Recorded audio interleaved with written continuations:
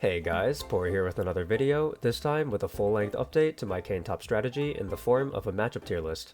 In my original guide, I ended the video with my opinions on over 80 of the lane matchups Kayn can play against, and I put them all into a spreadsheet for people to view. However, that spreadsheet is massively outdated now that my runes, build, and playstyle have shifted heavily over the past year. Now that I've hit Diamond one-tricking the pick, and with over 1,000 games of Kayn top under my belt, I figure now is the best time to update that spreadsheet, but this time on a scale bigger than any other Kayn related project I've done. Over the course of the next 3 hours, I'll be tier listing not just lane matchups, but every single champion in the game in regards to how Kayn top deals with it. Unlike most matchup tier lists, where the focus is on how the lane goes, I'll be factoring in a combination of elements such as the lane phase, specific interactions, and overall game difficulty. For example, you might never struggle against a Taric top when you're playing Kayn top. However, play against a Taric support and all of a sudden, the game can feel much harder. Another example would be Maokai, who has quite an easy lane phase where you can bully him. Take too long to close out though, and Maokai will get increasingly annoying in teamfights as the game goes on. I find that a lot of matchup tier lists tend to neglect these aspects of the game, and I want to make sure everything is covered so that you all can succeed in your own games. Before we can start the tier list though, I have an announcement to make. Starting today, I'll be dropping Poro merch for sale. Expect way more to come in the future, but for now, I've released a sticker set and a pin set for purchase. I got samples a few weeks ago, and I'm actually really happy with the quality. I plan on making more sticker sets and pin sets in the near future, and I also want to eventually make mouse pads and clothes, so stay tuned for that. You can find the link to my store with Fourth Wall in all of my future video descriptions from here on out, including this one, as well as through the store button on my YouTube channel page. Thank you for all the support, and for helping me stay afloat as I navigate this whole content creation thing. I also want to give a shout out to this video's sponsor, which is me. I now offer one-on-one sessions for Kayn top. You can either pick a live game or a VOD review, and I'll get in a voice call with you and give you advice and tips on how you can improve your Inting Kayn top gameplay. So how does one buy one of these sessions? Well, for those of you who don't know, I have a special point shop on my live stream on Twitch. Through various methods such as subs, donations, bits, and even just by hanging out for a while via channel points, you can redeem Poro points to use in the Poro points shop to make me play certain champions, roles, items, runes, or to do other stuff like draw you a custom Poro or commission. And now, you can cash in 20 points for one of these Kayn top sessions as well, so come join the stream if this interests you. These sessions will be done mostly on stream, but I'm also open to doing it off stream in a private VC if that's what you would prefer. And with that, back to the video. With that out of the way, I'll let the other me start off their introduction. Yeah, so today we're going to do a matchup tier list for Kayn top. Obviously I've got the Kayn top matchup spreadsheet. That thing's kind of outdated. It's about time to update that. And I figured if I'm gonna update that, I might as well just go all out and make it a whole video. So this is going to be the all-inclusive Kayn top matchup spreadsheet. And yes, we're gonna cover every single champion because gone are the days of thinking that the game is only you versus your laner. Especially for a champion like Kayn top, where we just end up proxying out of most of the matchups anyway. What matters isn't the lane matchup, what matters is a combination of the lane matchup and how Kayn interacts with the champion in mid and late game. So I'm going to do a tier list where I kind of consider everything. Essentially, it's a tier list of how difficult will the game be if that champion is locked on the enemy team. So I've got my 7 tiers here. There's the no problem tier for the super easy stuff that you can literally beat while sleeping. The closed TikTok tier, which is where you have to focus on the game enough that you have to close out your YouTube video, or you have to like stop talking about non-related things and voice call, you know, that kind of stuff. There's the fixed posture tier, which is where it's difficult enough that you can't lean back anymore. Then there's thinking cap, full sweat, pray to God for the ones that you can beat but are kind of out of your control. And then at the top there's the no chance tier, which means they lock it in and you should just uninstall on the spot. Alright, so Aatrox. So everybody knows my opinion on Aatrox from the first Kayn top video, which is that I kind of hate playing against this guy. I know that for a lot of Kayn players, they're probably going to be surprised to hear that, because when you play Kayn jungle and you're into an Aatrox top, it's like super easy, because Aatrox for the most part is countered by dashes, and Kayn has a dash on like a 4-second cooldown on his Q, and he also can dodge out on stuff with his ultimate.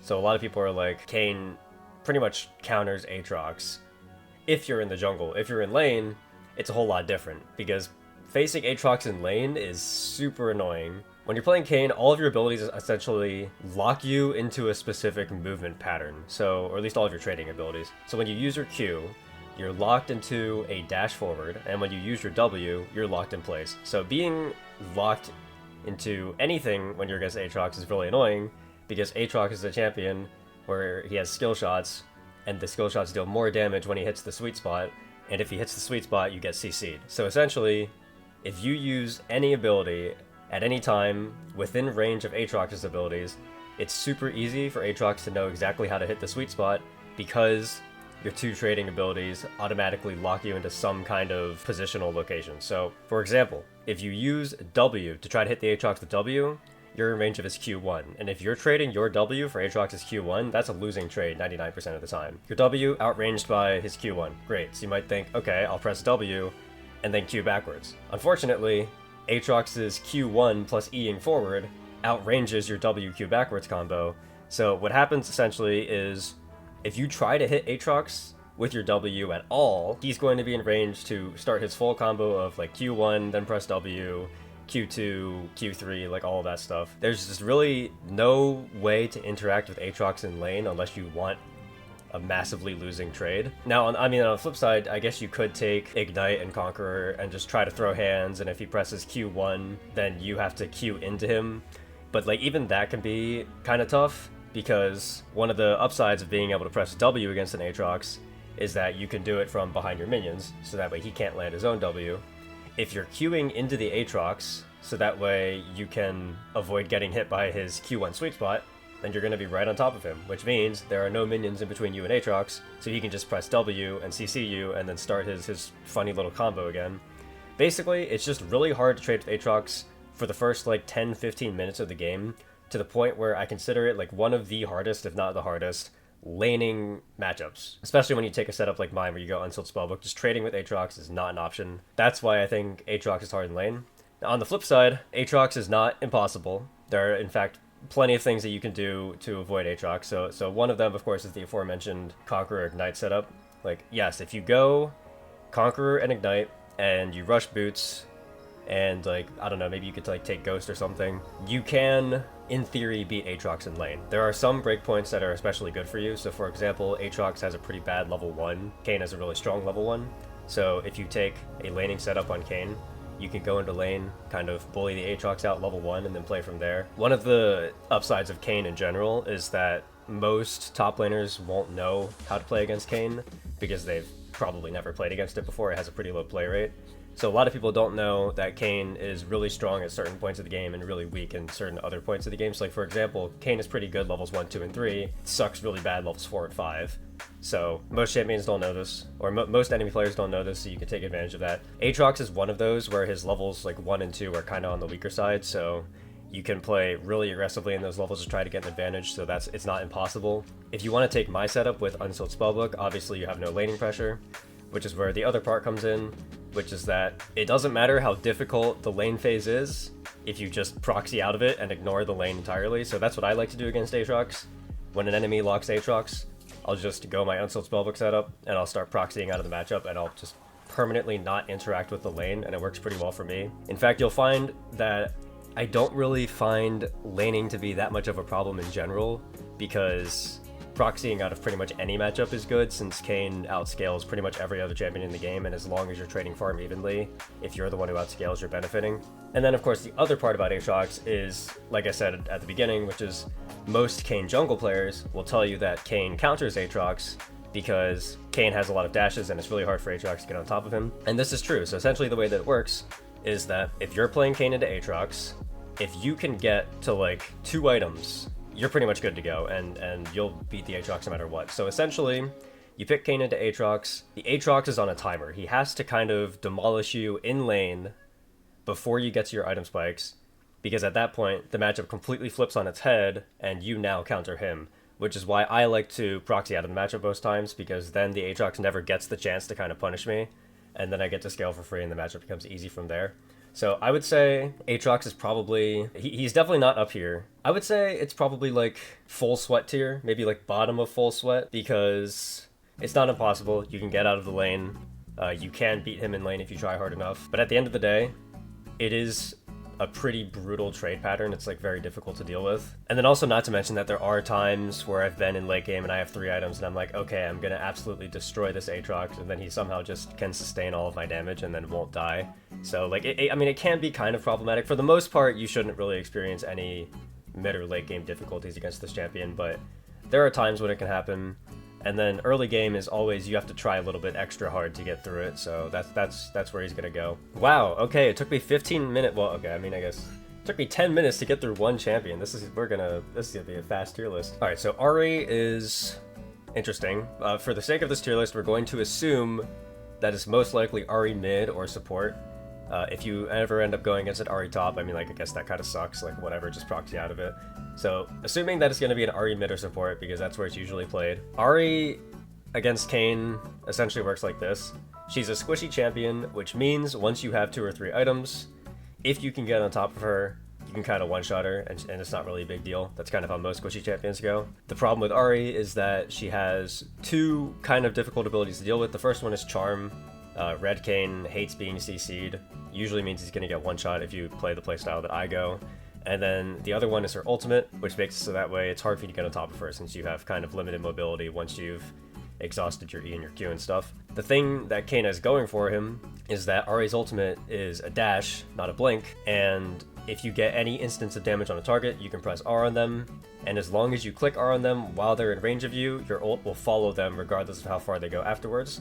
Meaning, if you can, like, say, flash Q and Arbury, or if you can, like, land a W at any point, even if she ults away, if you react fast enough and press R, you'll follow her ultimate. And then the other thing is that when you use your ultimate, you can choose the direction that your ultimate pops out, and it will cover pretty much the majority of her dash.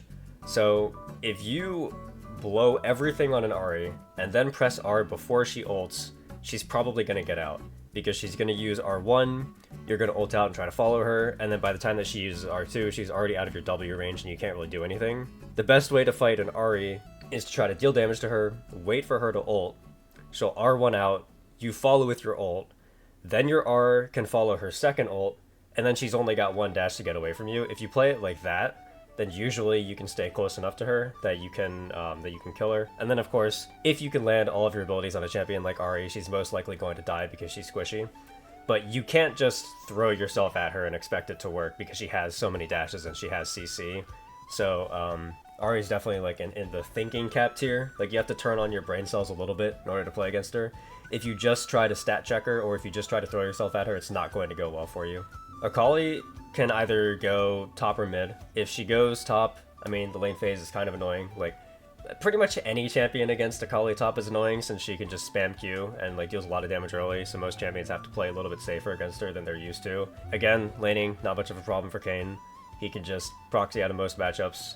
Akali is no exception. Akali doesn't really have any special tools to help her catch you out on your proxy in between turrets or anything like that. Lane phase not really much of a problem. In terms of mid and late game, I don't actually think she's much of a problem either. For the most part, her combo in order to burst somebody is very telegraphed. She has her E, but she'll dash backwards. If she hits you, she'll dash forwards. Like, if she has her R, which is also dashes forwards, and they have to go through you in order to deal damage. Well, one of the things that Kayn has is a knockup that he can cast in front of him, meaning if Akali tries to use any dash on Kayn, any like well-telegraphed dash, he can just interrupt the dash with his knockup, and then from there it's pretty much an easy kill because Akali is usually pretty squishy. The only health items that she'll ever buy are like maybe a Liandry's or a Riftmaker or something. It's nothing that'll be enough to stop you from one-shotting her once you have your core items. The only like kind of annoying ability to deal with would be her W, but even then it's like not that bad. Kayn's Q pretty much covers the entire radius of the W, so like something that you can do against Akali is she presses Shroud, you get like a general rough idea of where she might be in the Shroud. You just press Q, you'll likely hit her, which means that she'll be marked, which means that the instant that she tries to cast anything, or the instant that her Shroud leaves, you can just press R, and then you're kind of good to go, and she's probably dead from there. So I would say Akali's on the easier side. I would put her in the fixed posture tier. You can't just run her over because she does have a lot of mobility and she has the Shroud, so if you're not paying attention, she can still kind of kill you and one-shot you and like dodge all your shit and whatever.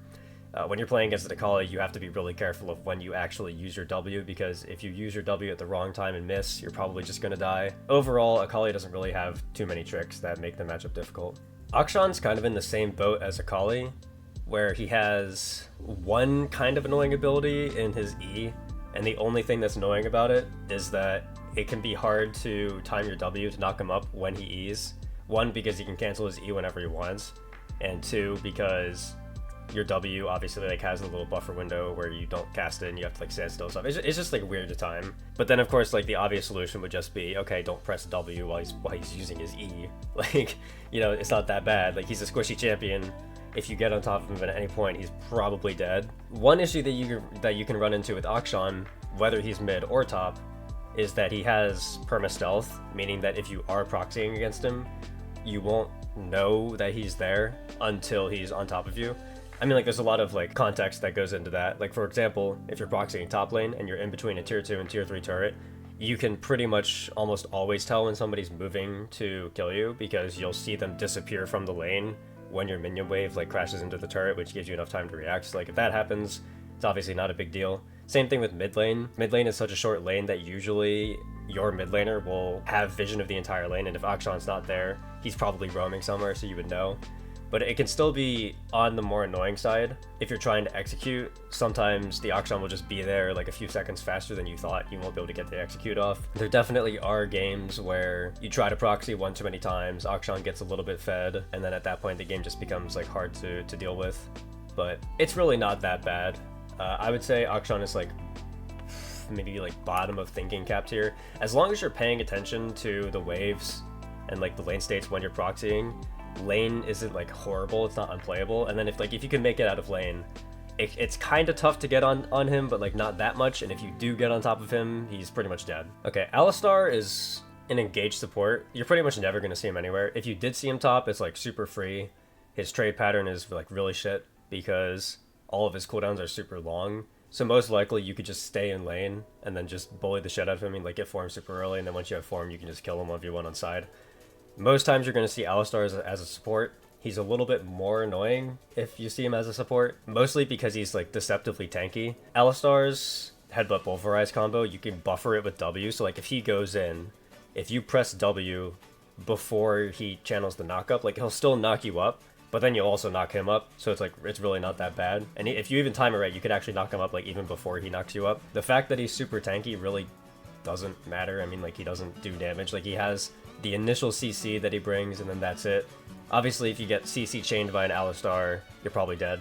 But like, he can't chain his CC perfectly. He's not like Leona in the sense that if he lands E, he's guaranteed to land a Q, and then guaranteed to land the R, and then guaranteed to land another Q. Like, that's not really how it works. With Alistar, it's like, if you press W when he's dashing in onto you, and you knock him up when he knocks you up, you're guaranteed to be able to at least press R on the Alistar before he can stun you with E. So like, he can't permanently CC you and then have his team burst you like that. Like, Alistar just can't really do that.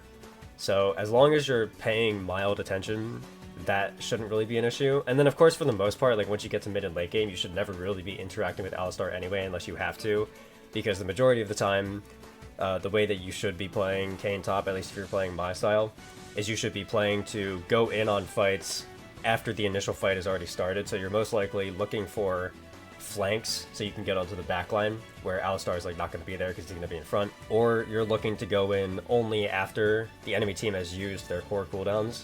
And then Alistar's headbutt pulverize is considered like a core cooldown for most teams. So he goes in, uses those, they're on a 10-second cooldown.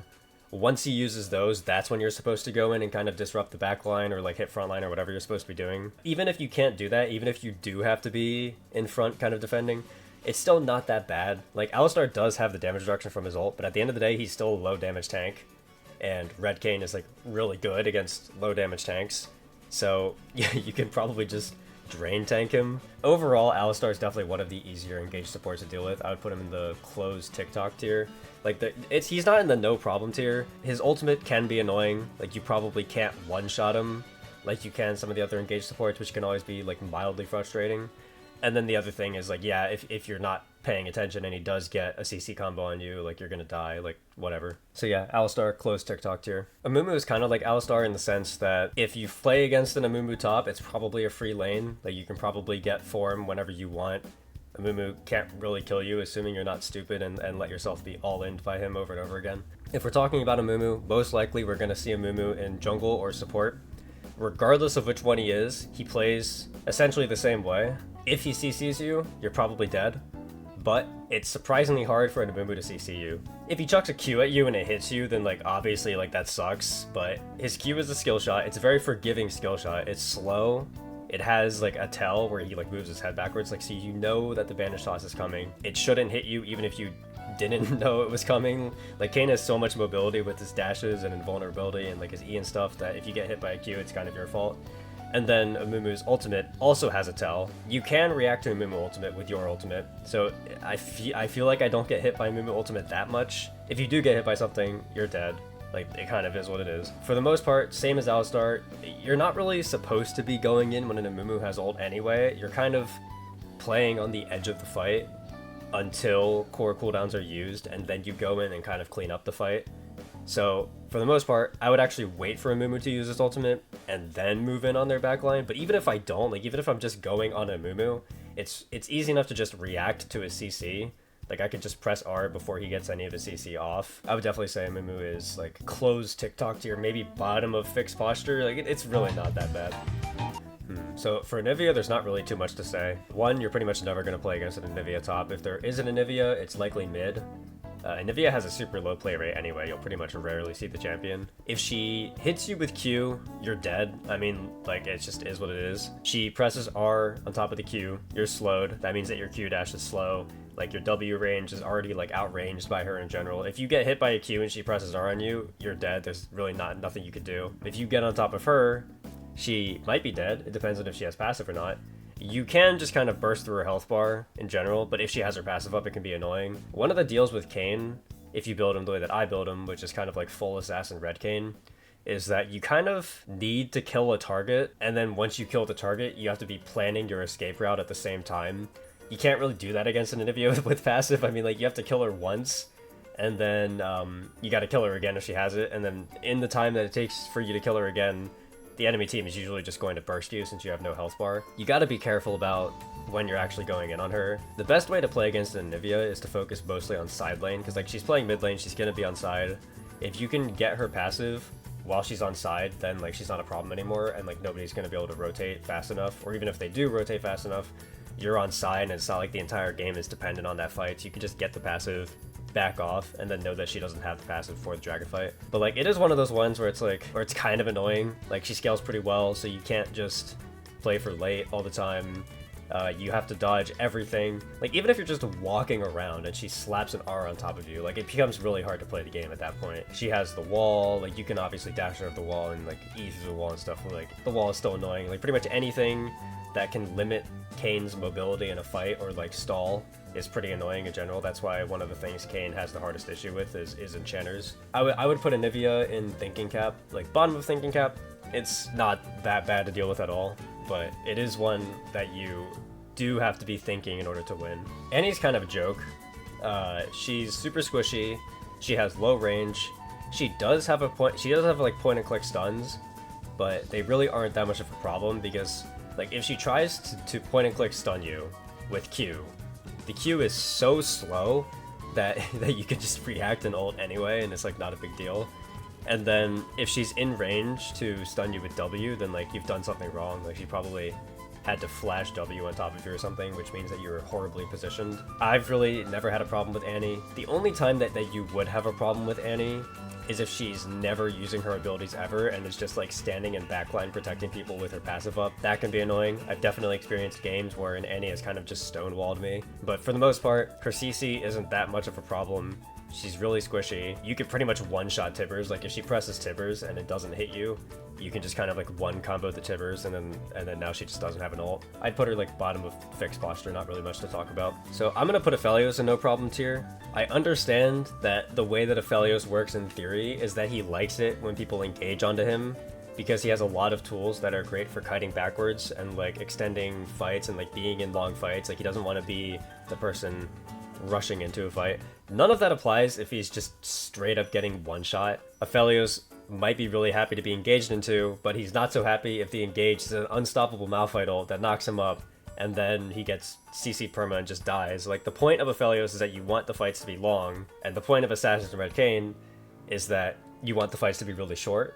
And the other funny thing about Aphelios is that he has no mobility, meaning there's really nothing Aphelios can do to stop you from just walking on top of him and one-shotting him. Like, you would think it would be a little bit harder since, like, he has, like, the root gun and the turrets, and he likes being engaged into, but it's really not. Like, in terms of what ADCs the enemy team can pick, Aphelios is one of the easier ones to deal with. The only hard thing about Aphelios is that usually when somebody picks Aphelios, they have an enchanter to pair with it, but it's like, that's not Aphelios' fault, that's the enchanter's fault. Ashe is a little bit tougher than Aphelios. She is also immobile, but unlike Aphelios, her W and her ult are way better for self-peel against somebody like Kayn than anything Aphelios has. Like, for Aphelios, in order to root somebody, or like slow somebody, he has to land the Gravitum auto attack to slow, or he has to like land the auto attack and then press Q in order to root. For Ashe, it's a lot simpler. She can just press W as a skill shot when the Kayn is running at her, and then she can slow the Kayn like that. She can also just chuck R, and then if the R hits, then obviously like the Kayn can't kill her. He's probably going to die because he's CC chained.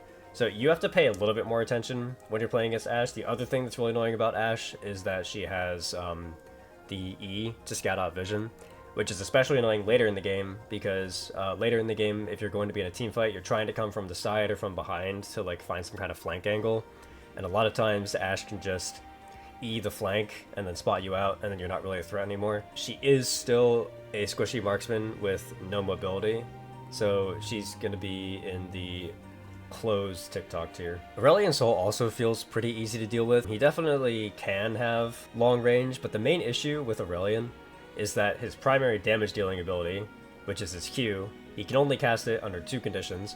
One is that he is standing still, and two is that he is flying in a straight line. And either one of those makes it really easy for you to just land W, and if you land W, the Aurelion Sol is going to die. You're pretty much never going to see Aurelion top, it's only going to go mid. As long as you're not getting hit by his E, or hit by his ultimate, which you shouldn't be since you're coming from the side or behind, he doesn't really have a way to deal damage to you, because the instant he tries to deal damage with you with his Q, you can just knock him up and then one-shot him. So I would put A Sol in the closed TikTok tier. Alright, Aurora is more on the annoying side. So she can go top or mid, but most times you'll actually just see her top. All of her abilities outrange your abilities. Her E is especially annoying because you try to press W, her E will outrange it. You try to press Q to get closer to her, she slows you with the E and then hops backwards, so like she's still out of range. And then the most annoying part, for me at least, it's really hard to proxy against her. Pretty much, okay, so there's two types of champions that you proxy against when you're playing Kayn. So there's the ones that you win the matchup against, or not win the matchup, but there's the ones where you can shove the entire wave and then E through a wall to catch the next one before they can kill you. And then there's the ones that you can't. If you're playing against a Garen levels 1 through 5, you can walk up to the wave and clear the entire wave, and Garen can press Q on you, he can press E on you, and you'll only take like half of your health bar and damage, and then you can just E through the wall and proxy the next one and life is good. There are other matchups, like Riven for example, where if you step up to the wave to try to clear it, she will just kill you on the spot, whether it's level 1 or level 6, like it doesn't matter when. If you step up to the wave, you're dead.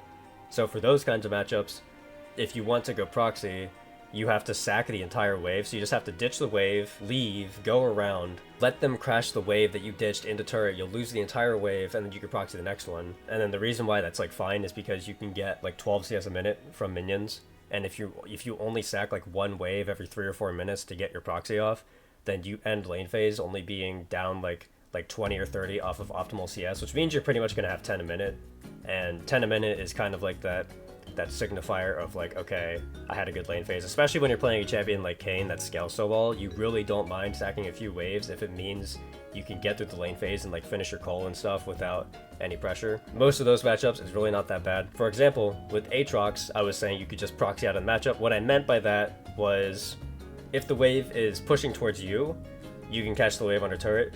The instant the Aatrox decides to stop pushing the wave towards you, and the wave starts bouncing back towards him, you kind of have to just cut your losses and sack the wave, because you can't walk up to that wave anymore, or you're just gonna die.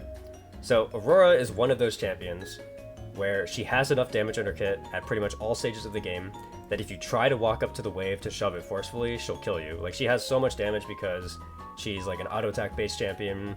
She has the passive that makes her auto attacks deal more damage. Her Q deals a lot of damage, it's on a low cooldown. Her E slows you, it's very annoying.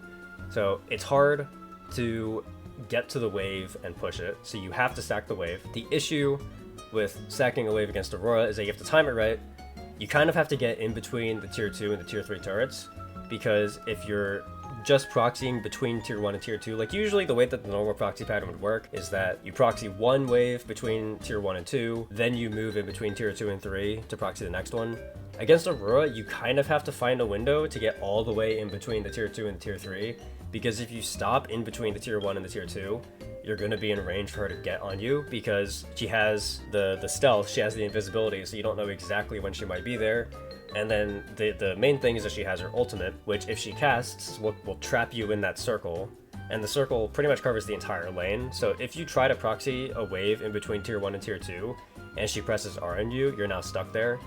And like I just mentioned with why you can't step up to the wave, if you're in range of her combo at any point, she's gonna have the raw damage to just kill you. In order to play against an Aurora top, there's like this extra level of proxying that you have to do, where you have to get all the way to the tier 2 and tier 3 turrets, that way she can't catch up to you that easily. Later in the game, it's not that bad. She's a squishy mage.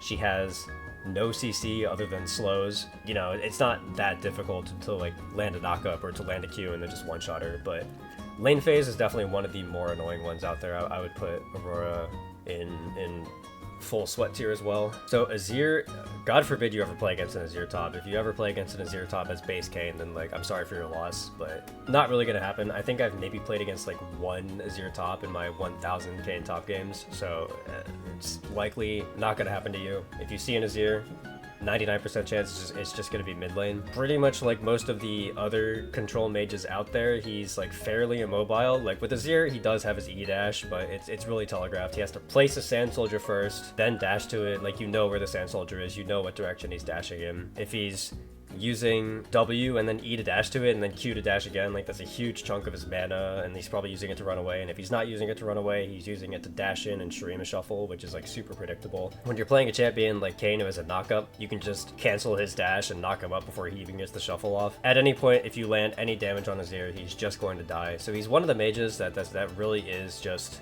on the easier side to get on top of and kill.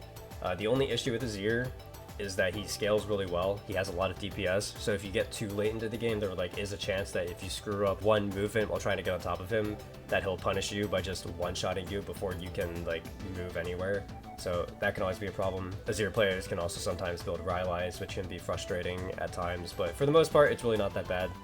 I'd put Azir at top of closed TikTok. Bard is actually one of the more annoying supports to play against. His auto attack's slow, which is always frustrating. Regardless of what he builds, he's always kind of tanky. Like, he's usually going to have like a Celestial Opposition or a Locket or like something that makes it so that you can't just like one-shot him on the spot. Usually Bard players are content sitting in the back and kind of protecting backline, so it's kind of like an extra shield that you have to get through before you can get onto any of the priority targets. He has a lot of abilities that are annoying for you, like his Q, slows, stuns, that's annoying. He has the portals, that can be annoying. His ultimate can be annoying. Bard pretty much just has like a lot of tools to force you to not play the game how you want to play, which is always a problem. And then it's like, of course, like the obvious solution would be, okay, let me just land my full combo on the Bard and one-shot him then. But it's like, you can't really kill a Bard unless you commit your ultimate to do it.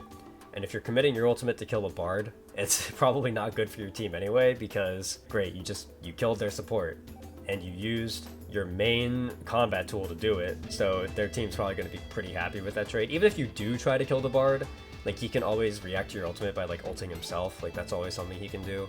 So I would say Bard is definitely one where you have to think. You have to think when you're playing against a Bard, otherwise you'll kind of just lose. That being said, it's still not the biggest deal. I mean, like, Bard's not the tankiest guy out there. Like, he's not gonna kill you. He's just more of like a minor nuisance that you have to deal with. He's definitely not anywhere near as bad as like some of the other enchanters. where not only are they like protecting their backline, but they're also healing and shielding them to these insane degrees to the point where they can maybe even like survive your burst. Like Bard, other than his ultimate, will not help his backline survive your burst. Like, he can't really do that. Like, even if he places W underneath of them, like, it's not going to heal them enough because his W needs like time to charge before it really heals a lot.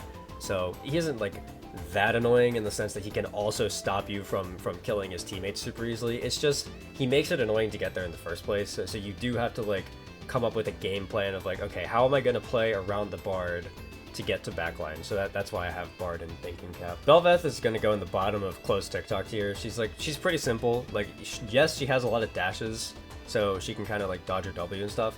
But the main deal with Bel'Veth is that it should never be a problem that she can dodge your W with her Q, because you're never using your W when she uses Q.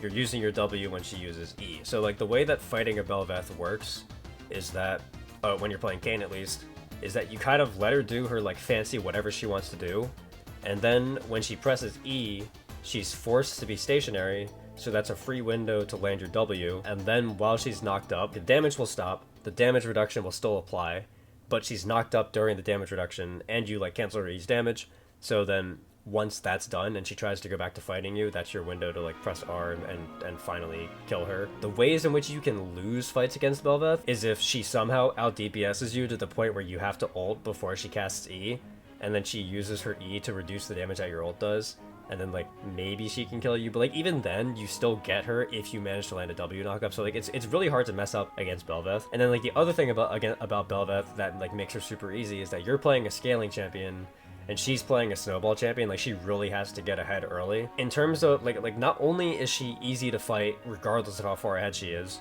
the instant that you win at all, the game is, like, pretty much just over. Like, Bel'Veth becomes super useless if she falls behind. So, like, it's really not that big of a problem in the grand scheme of most games. Like, the only way that a Bel'Veth can really beat a Kayn is if she, like, gets so far ahead that she's securing every objective and can like kill multiple people at a time in a team fight.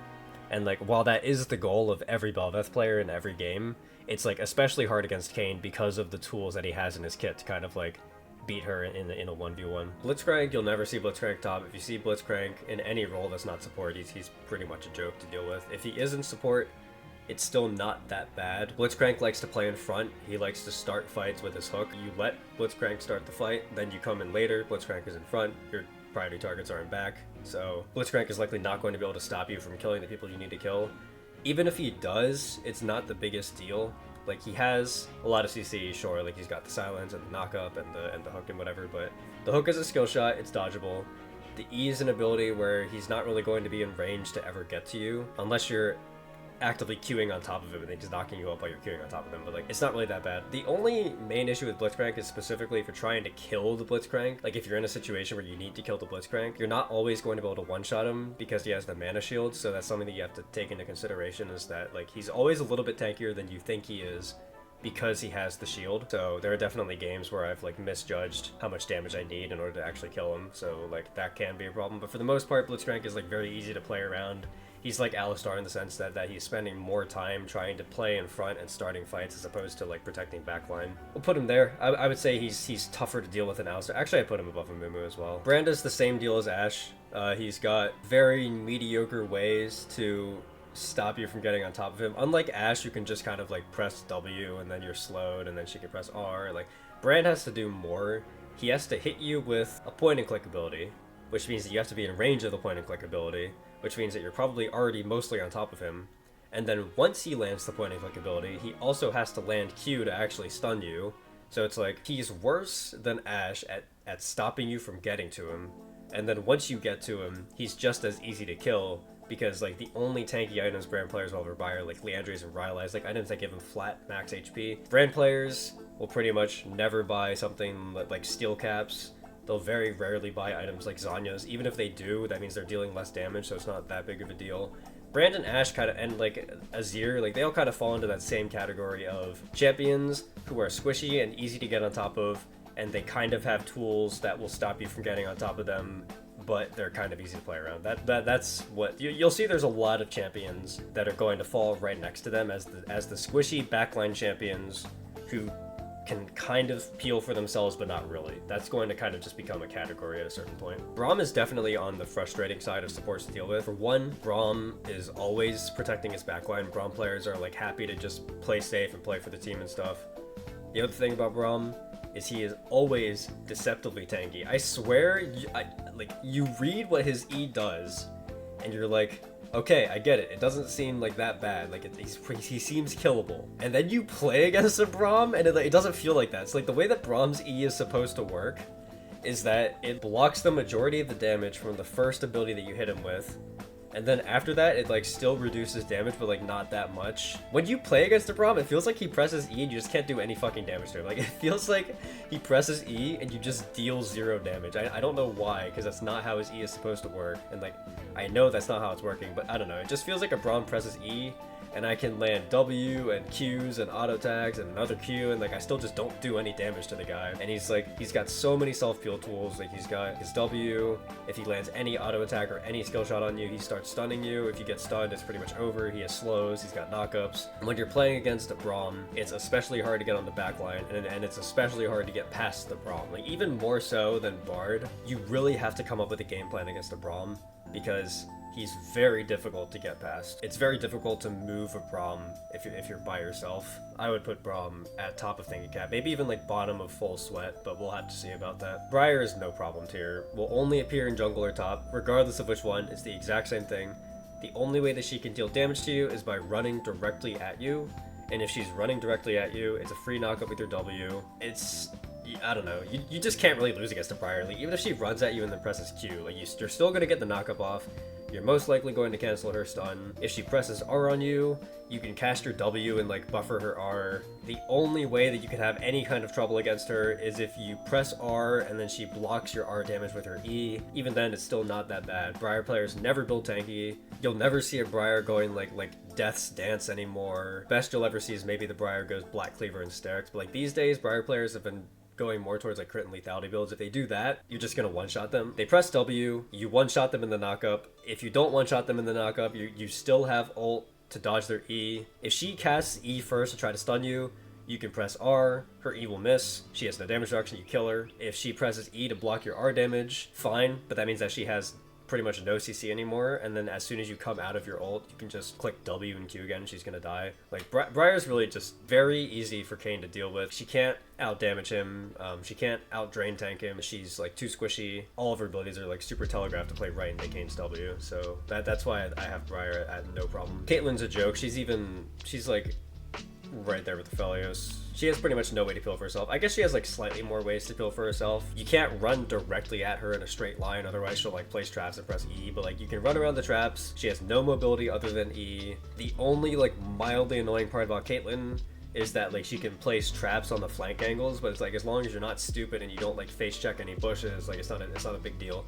Caitlyn is one of the champions who never builds defensive. The only defensive item I ever see a Caitlyn buy ever is like Bloodthirster, and like Bloodthirster is not going to save any champion from getting one shot by a Kayn. I don't know, I've never had a problem dealing with the Caitlyn. She's just one of those immobile backline champions that's super easy to kill. Alright, Camille is in fixed posture tier. Camille can be pretty brutal in lane. Essentially, Camille is one of those champions where if you walk up to the wave at any point, you're probably going to die. So you can only catch waves that are pushing towards you, or sacking waves that are pushing away from you. When it comes to lane, like you probably are going to have to sack a few waves. Like it sucks. Even if you take a laning setup, it's still kind of hard to break through her because Kayn's strongest point in lane is level 1. And you can't really kill a Camille level 1 because she has her passive, so it's like, as long as the Camille's not committing to all-inning you level 1, you're probably not going to be able to kill her, which kind of always sucks. Like, when you're playing laning setup with Kayn, you want to get a big advantage level 1, and against Camille, it's just kind of hard to do that. So, for the most part, you play against Camille, you're gonna have to sack some waves, you're gonna have to proxy. Once you do that, once you get out of lane phase, Camille is kind of a joke. The only problem a Camille can ever present to you outside of lane is if she buys Sterix, but if she does that, you can just counter with the Serpent's Fang and then life is good.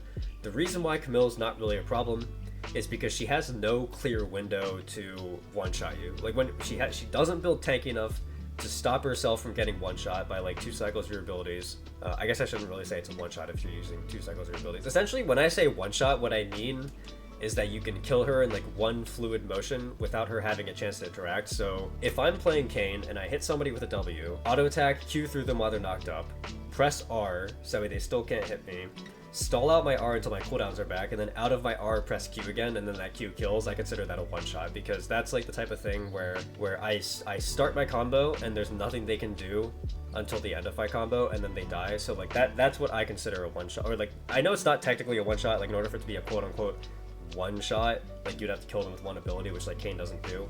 But when I say one-shot, what I mean is essentially, yeah, assassination. Camille doesn't have enough tankiness to stop you from like one-shotting her in that sense. And she can't one-shot you, because in order to do that, she has to prep her Q, which takes 3 seconds.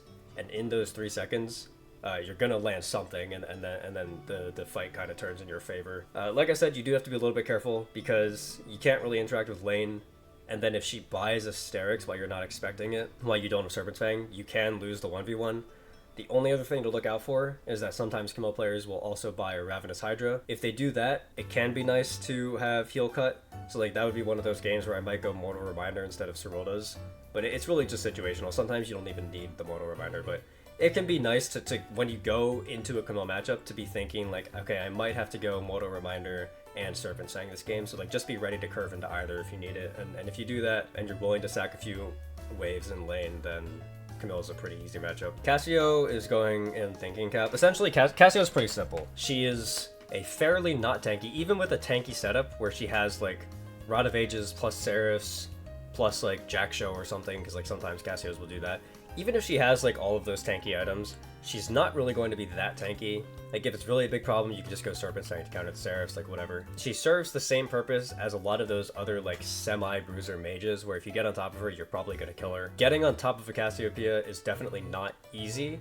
She doesn't have any mobility, so if you get there, you're going to kill her. Her ult is annoying because you have to space around it, and then the main killer is her W. If you step in her W at any point, you're pretty much dead, because once you're in there, you can't press R and you can't press Q either, and the puddle is massive, so it's like a huge self-peeling tool for her. So you have to know going in that she has the puddle and she has the ult. You have to find some way to play around it, but if you get on top of her, you pretty much win.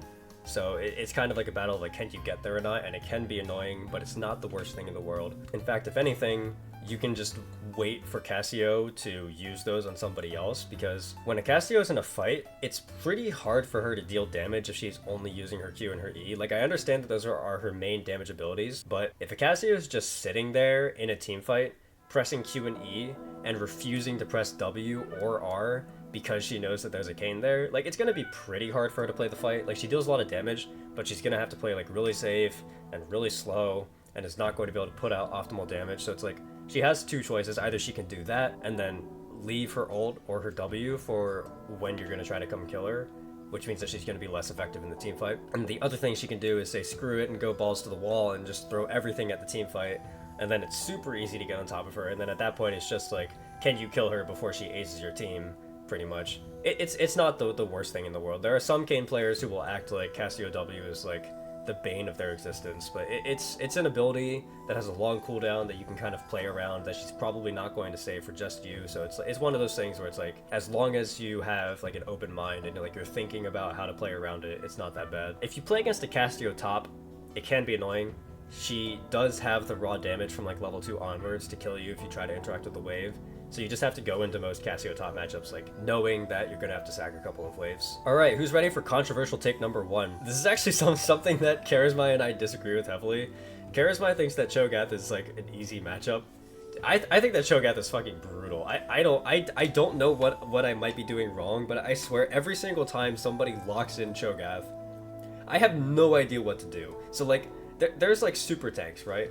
And usually Red Kayn is good against super tanks. Like I'm thinking of champions like Mundo or Ornn, like those kinds of champions, where the enemy team locks it in, they build full tank, their entire job is to be tanky. It's like, against those champions you can always do the same thing, which is once you get your core items, once you get like your percent armor pen item, you can always win the 1v1.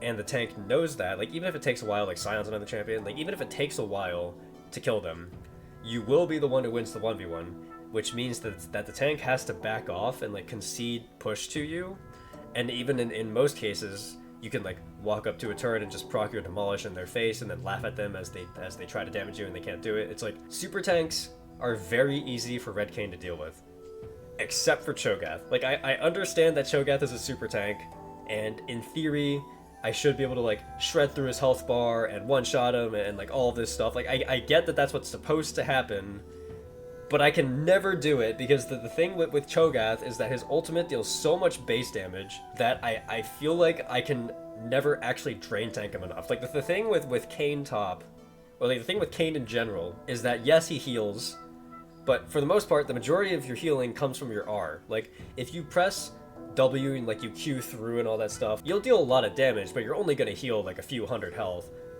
Whereas like Cho'Gath, his E always does a lot of damage. His Q is annoying because like after the knockup it slows you. Like he has a W silence, which is annoying. So it's like when you're fighting, you're most likely going to be fighting on like semi-even terms. Like imagine that Cho'Gath has like 8,000 health and like hundreds of armor or something, and then you have like, I don't know, 2,500 health. You're gonna deal a lot of damage to the Cho'Gath, sure. Like you can probably deal 40% of Cho'Gath's health bar in a very short period of time.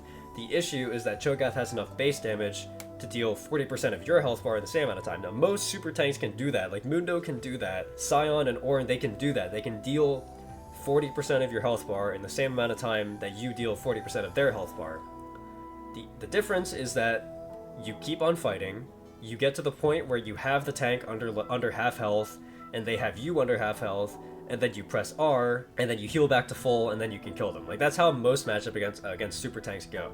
Against a Cho'Gath, you can't do that, because if you fall under 60% health, he presses R and you die. So like when you go into a fight against a Cho'Gath, you have to press R early. Like you have to press R when you're like above half health, and then once you press R that early and you pop out, you just don't have the health bar to kill him anymore. Like, because you're gonna press R to heal, like, okay, you're gonna be at 60% health, you know that if you take a little bit more damage, Cho'Gath is gonna ult you and kill you, so you have to press R early and then pop out with full health. But even if you pop out with full health again, the Cho'Gath still has ult, so like you still, even if you still fight him, there's still a chance that he gets you to the ult execute threshold before you can kill him.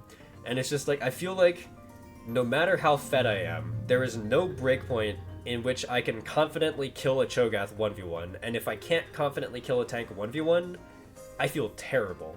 Now, I'm not putting Cho'Gath in no chance tier. There are games that I've played against a Cho'Gath and won, but the issue is that when I play against a Cho'Gath and win, it's never me who's doing the winning.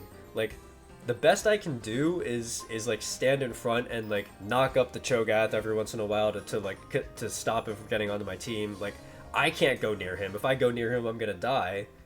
If I like try to go past him and kill his backline, then like sure, but then like he's assaulting my backline at the same time, and like maybe he chooses not to do that and he's like just protecting his backline, and I still can't do anything because he has a silence and it'll stop all my mobility and then I just get one shot. The best I can realistically do against a Cho'Gath in most games is one, try to out-rotate him since I have more mobility, so like just play better on side lane, and then just like take stuff before he gets there.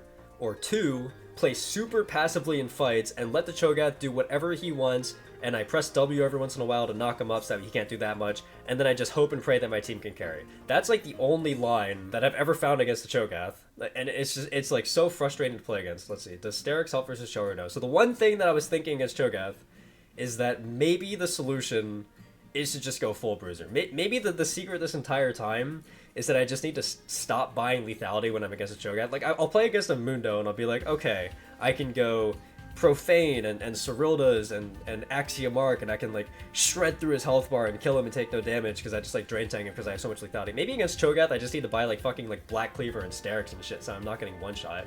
But then it's like at that point I don't deal any fucking damage. Like I don't want to have to spend 20 seconds to kill somebody, okay? Like I don't want to be on side lane and then meet the Cho'Gath in side lane, and then 30 seconds later, I'm almost killing him, and then he's flashing away. Like, that's not the world that I want. Like, I want to be able to build items so I can kill him in 10 seconds or less, like every other champion. But it's like, maybe I just have to suck it up and build a Black Cleaver and a Sterix. Like, maybe that is what it is. And it sucks, but... And then it's like, okay, well, if I do that, then now all of a sudden I'm like way worse against every other champion in the game because I want to have lethality to deal with their entire backline, and now I just don't have it because I had to build a Sterix third. I think that Cho'Gath is definitely one of the champions that I like seeing the least. I would love to hear somebody's explanation as to why they think that like Cho'Gath is like all the other mega tanks, but for me, I just feel like his ultimate makes it really hard for me to play side lane and like in fights in general. So I don't know. I think Cho'Gath's tough, like especially because Cho'Gath scales really well. Like he's not like the other super tanks where they just fall off at a point. Cho'Gath kind of scales well into the game regardless of the stage of the game. I don't know. I feel like it gets to a point where Cho'Gath has 10,000 health and 500 armor, and his ultimate is still dealing like 1,500 damage to me, like 1,500 true damage to me, and it's like, I feel like it gets to a point where I just cannot kill the Cho'Gath no matter how well I play it. And he's the only champion in the game that I feel like ever gets to a point where I just cannot kill him. Every other champion I can say there is a certain point where if I play the fight perfectly, I will kill them in the 1v1. Cho'Gath just doesn't feel like that. Corki gets lumped into the same area as like the Azir Ashe brand, where he's a marksman who's like fairly immobile. His only mobility is W. It's on a long cooldown. It costs like a decent amount of mana. If you get on top of him, he dies, and it's hard for him to stop you from getting there. So Cho'Gath, or not Cho'Gath, Corki's gonna go like right in that same category. Like I said, a lot of these champions are just going to get like, there's going to be a certain point where I'm going to start auto-placing champions into either this line with this group of backline who kind of can peel for themselves and this group of backline who can't. There's going to be a point where I'm just like, and this one goes here, and this one goes there, and that way, like, it's going to get to that point. Darius is easy.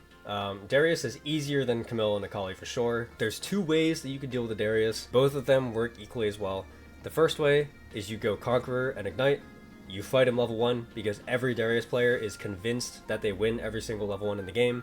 You fight him level 1, you kill him because that's just how the interaction works. Trust me, if a Darius and a Kayn walk at each other level 1 and the Kayn has Ignite, it does not matter what summoner spells the Darius has, the Kayn will win. You can just trust me on that. As long as you play it right and land both parts of your Q on two separate casts, you're gonna kill the Darius. So you can kill him level 1. Darius players, like, once they fall behind, they have no idea what to do, and then you just kind of win the game from there. You can kill him level 1, then once you kill him level 1, you pressure him levels 2 and 3, you back up a little bit during levels 4 and 5 because that's your weak point.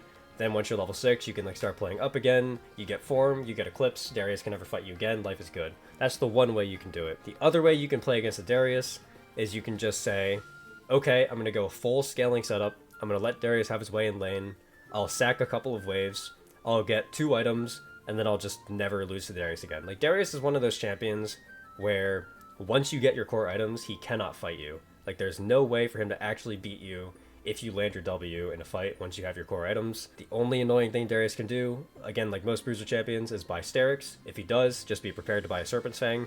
Serpent's Fang is cheaper than Sterix. Most of the time, you can look at the components that the enemy champion has and go, oh, those are Sterix components on the champion that likes to buy Sterix. I'm just going to start buying a Serpent's Fang right now. And then by the time that he finishes his Sterix, you've already beaten him to the Serpent's Fang because Serpent's Fang is so cheap in comparison. If he buys Sterix and you didn't notice that he bought Sterix and you try to fight him, you might lose. Other than that, Darius is kind of a joke to fight. The only thing that you have to be careful of is what game plan you want to use in the beginning and making sure that you like don't get cheesed by like his early high damage, and that's it. That's the only that's the only like issue he can present. Diana's no problem here. Diana barely has the damage to one-shot you if you have like nothing defensive and she has like full offensive items and gets her full combo and you like, yeah, she can one-shot you, sure. For the most part, what's gonna happen is that she's gonna dash in, you're gonna press W and then kill her. That's pretty much just how that goes. Like, Diana can only do one thing in a game, and that is full send it. And Red Kayn loves champions who full send it because it means that they're walking into his W instead of the other way around. So any champion that does that, like Briar, Diana, there's some other ones that I'll go over later. Like, any of those champions are just like super easy to deal with. They're like really easy to just one-shot and kill, especially since Diana like never builds tanky. Like, she can build tanky. If she goes full tank, she's mostly relying on base damage, and her base damage will never out-tank Kayn's like healing, so that's not a problem. And if she goes full damage, then as long as you land your W at some point before you get one-shot, like, it's fine. Realistically, Diana can't do it on her own. Even if she presses R and it knocks you in, you have more than enough time to react and like auto-attack or press Q or press W. You have enough time to do something and then you can press R and then just dodge your ultimate damage, and then you win no matter what. Diana really just doesn't have a way to fight Kayn. Like, that's just how it is. Alright, Draven's going in this tier. The tier of I have self-fuel tools and no mobility, and I get one shot if you get on top of me. That's the tier that Draven is in. Mundo's in no problem tier. Mundo's really simple. You build your first item, then you build an armor pen item, then you literally like melt through his health bar. You don't even need Mortal Reminder, by the way. I pretty much like, I straight up don't buy heal cut into Mundo. Just going Profane Serildas is enough that I just win, even with his ultimate. Like, I just straight up win, and it's not even close. Like, it's impossible for a Mundo to fight a Red Kayn once the Red Kayn has some percent armor pen. Super easy matchup. Mundo can't win on side, he can't outpush, he can't out-team fight. Like, there's nothing Mundo can really do. The only thing you can do is like run it down into the Mundo, and then he's like 2 items up on you, and then maybe then you lose, but like even then it's still not that bad. Echo is one that's like super easy in theory. Unlike Diana, he can get to the point where he one-shots you if he has like 1000 AP, but it's like not really that likely. For the most part, he's just another champion who once you land W, you can kill him. Landing W is like kind of an inevitability. Even if you don't land W, like most of the time you can just hold W and like you'll win with rotating between auto and Q and then pressing R eventually. His R, it's fairly predictable when an Echo will use R for the most part. So you can kind of ult him when he ults. You'll like follow him and then you can just keep killing him from there. Like it's not bad at all. The only thing that I would say that you have to watch out for is if you do manage to get hit by his ultimate, he can just burst you and kill you. So like that's the one thing you have to think about. So you can't just like face roll your way into a win, but it's pretty easy. Elise is in fixed posture tier. The vast majority of the time that you play against an Elise, it'll be jungle. When you're playing against an Elise jungle, she's one of those champions where again, she's pretty squishy. If you get on her, you'll be able to kill her. Elise makes it a little bit difficult because she can stall for time with her E, so her teammates can help, so it's like hard to kill Elise in a team fight sometimes. She has the cocoon. If she lands the cocoon, you're probably dead. It's like that's stuff that you have to watch out for. The one thing I will say is that like I also play a lot of Elise top. Not very many people play Elise top, but after playing a lot of Elise top myself and playing a lot of Kayn top, I'm fairly confident that it's a winning matchup for Elise. I've never gotten to play it. I've never played Elise into Kayn, and I've never played Kayn into Elise, like in top lane, but I've played a lot of both. I'm fairly certain that if you played Kayn into Elise, the way that it would work is that Elise is a champion who will stomp Kayn in lane, regardless of whether he is Conqueror or not, and then that would force Kayn to proxy. And then the thing about Elise that's really deceptive is that a lot of people think that Elise doesn't scale, because when you play her in jungle, her clear is kind of slow, but she's really good at diving early.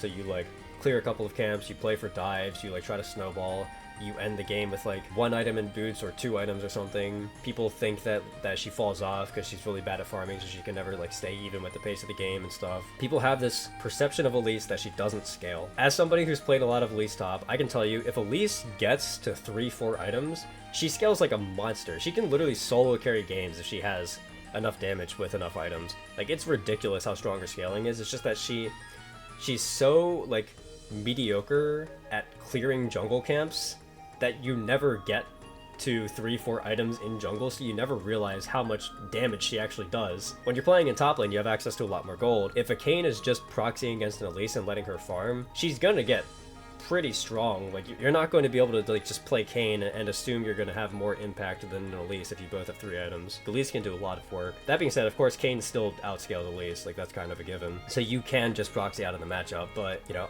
unlike champions like Darius and Camille, I think that Elise top is actually going to be way more annoying to play against if you're playing Kayn top. The only reason why I have Elise below them is because, again, you're likely never going to play against an Elise top. It's pretty much always going to be an Elise jungle, and in that case, the only annoying thing to deal with are the cocoon, and then the repel to stall for time, and that's it. Evelyn, I'm a little bit torn. I don't know whether to put her in fixed posture or thinking cap. It's like, it's entirely dependent on how well the Evelyn uses her stealth. I'll just assume that you're playing as an Evelyn who's like really good with the stealth mechanic, and I'll put Evelyn in like right here with Akshan. So Evelyn, once she hits level 5, like she gets access to the stealth and stuff, it makes it really hard for you to proxy without knowing that she's there. Which can always be frustrating because then you're feeding over kills instead of executing. Evelyn can be difficult to play against because while you know that she's coming, you can't see her until she's close enough and already well within your W range. So like if she's invisible and she presses W and then presses E, you'll probably die. With that said, Evelyn is also really squishy. If you get on top of her, you kill her. Your ult can like go through her ult, so like if you press R when you think she's gonna press R, you can like predict it and then your ult will follow her. So like in that case, if that happens, she's like just dead on the spot. If she ever isn't charming you, you're gonna win the 1v1. It's like one of those deals where like if the Evelyn plays it perfectly, there's nothing you can really do. But if she messes up once, then like it instantly turns in your favor and it's not that bad. So I would put Evelyn there. I mean, you can also like do other stuff like buy Edge of Night, and then it's not that big of a deal. So yeah, I would say for the most part, the average Evelyn that you're gonna play against is gonna be in fixed posture tier, but like Evelyn can definitely be thinking cap level. Ezreal is gonna be in this tier with the backline threats who can peel for themselves, but not really. So the thing with Ezreal is that like he has the shift to shift away, but it's hard for Ezreal to deal damage in fights if he's not shifting aggressively. So you have two ways to play it. One, you can wait for him to shift aggressively and then you can go on him. Or two, you can wait until you have flash and then flash on top of him, start your combo. If he shifts away, you press R before he can land another Q so his E cooldown doesn't decrease, and then he's pretty much guaranteed dead after that. So it's like it's pretty easy to kill an Ezreal. It's pretty hard for Ezreal to do damage if he holds onto his shifts so you can't kill him. So like there are times where it is just better to like sit there and stalemate the Ezreal and be like, okay, you can never shift forward because I'll kill you if you do, so you're just gonna have to sit there and like miss half of your Qs and do no damage in the fight. Like that's totally fine. And then if you touch Ezreal with anything, he's dead. The only thing with Ezreal that you have to be careful of is when you're chasing after an Ezreal and he hits you with like 1 or 2 Qs, you have to assume that that was enough cooldown reduction that he has his E again, and you need to stop chasing him. It's like one of those things where you have to be able to control yourself and like know when to stop chasing an Ezreal before it like turns out to be really bad for you. Because like sometimes if you're being completely reckless and you're not paying attention at all, what can happen is that the Ezreal shifts away and you're like, oh, the Ezreal shifted away, I'm gonna go on him, and then you start to go on him and then the Ezreal lands 2 Qs and all of a sudden half your health bar is gone and you realize that he probably has shift again, so you start backing up to leave. But then because you're backing up to leave and you have less than half health, the Ezreal shifts forward at you and then just kills you. So like if you're not paying any attention, that can happen.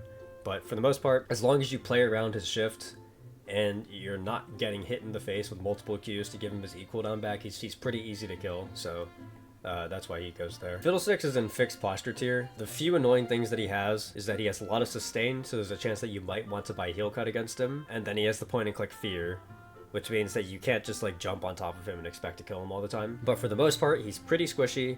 Most of his tankiness comes from drain tanking, so if you either buy heal cut or if you like press R when he tries to heal or something, then it's really not that bad. He's one of those champions where you have to kind of like sit and wait for the Fiddlesticks to act first. Fiddlesticks is going to be looking for a window to use his R. Best thing to do if Fiddlesticks is your primary target is to like let him press R first so that you can't get feared by it, and then you go in and you kill him. So you just have to like make sure you're positioned around, making sure that you're not going to get hit by his ult, or at the very least if you do, you're the only person who's going to get hit by it, which in that case your team could probably do the rest of the work. So it's like you do have to think a little bit, but like not that much. Fiora is also pretty easy. Fiora's, I'm going to put her harder than Camille. So essentially, a lot of people think that Fiora is hard to play against as Kayn. The Kayn-Fiora matchup, the trade pattern looks like this, okay? So Fiora will always buy Ravenous Hydra in like 90% of her games.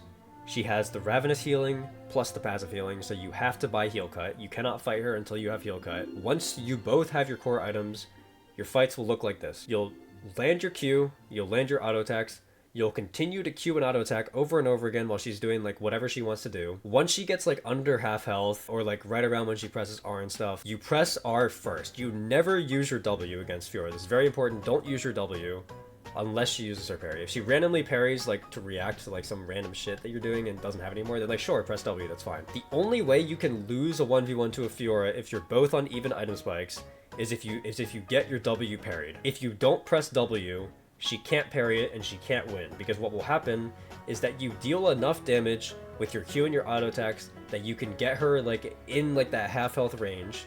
Then you press R.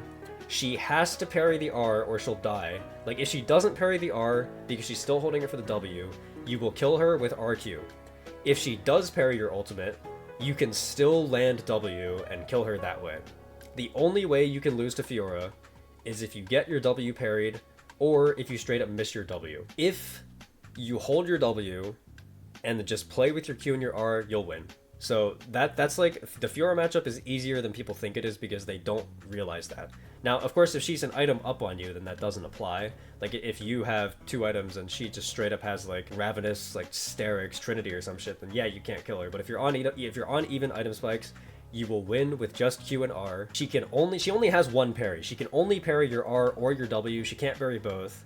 If you hit either of them, you win. That's like the how you deal with Fiora, so it's really not that bad. Of course, the laning phase, she's gonna beat you in lane for the most part. You've got to probably stack a few waves, like whatever. Like it's all normal stuff at this point. Fizz is like Echo. If you hit Fizz at any point, he's probably dead. He has a lot of tools to stop you from doing that. If it gets to like super late game and you play like shit, he can one-shot you, so you have to be careful about that. But for the most part, Fizz is pretty easy. You land anything, he's dead. Same thing as Echo. Alright, Galio's a complete joke. The one thing that Galio offers in any capacity is like taunting you, so that way his team can like deal the rest of the damage and kill you. Other than that, Galio is like super easy to deal with because he's specifically built to be against magic damage champions, and you're a physical champion. So like he's a tank who specializes in blocking magic damage, and you're a champion who deals physical damage, who specializes at beating tanks. So it's like if you fight a tank Galio, you're pretty much guaranteed to win. If you fight a full AP Galio, you're pretty much guaranteed to win unless he one-shots you.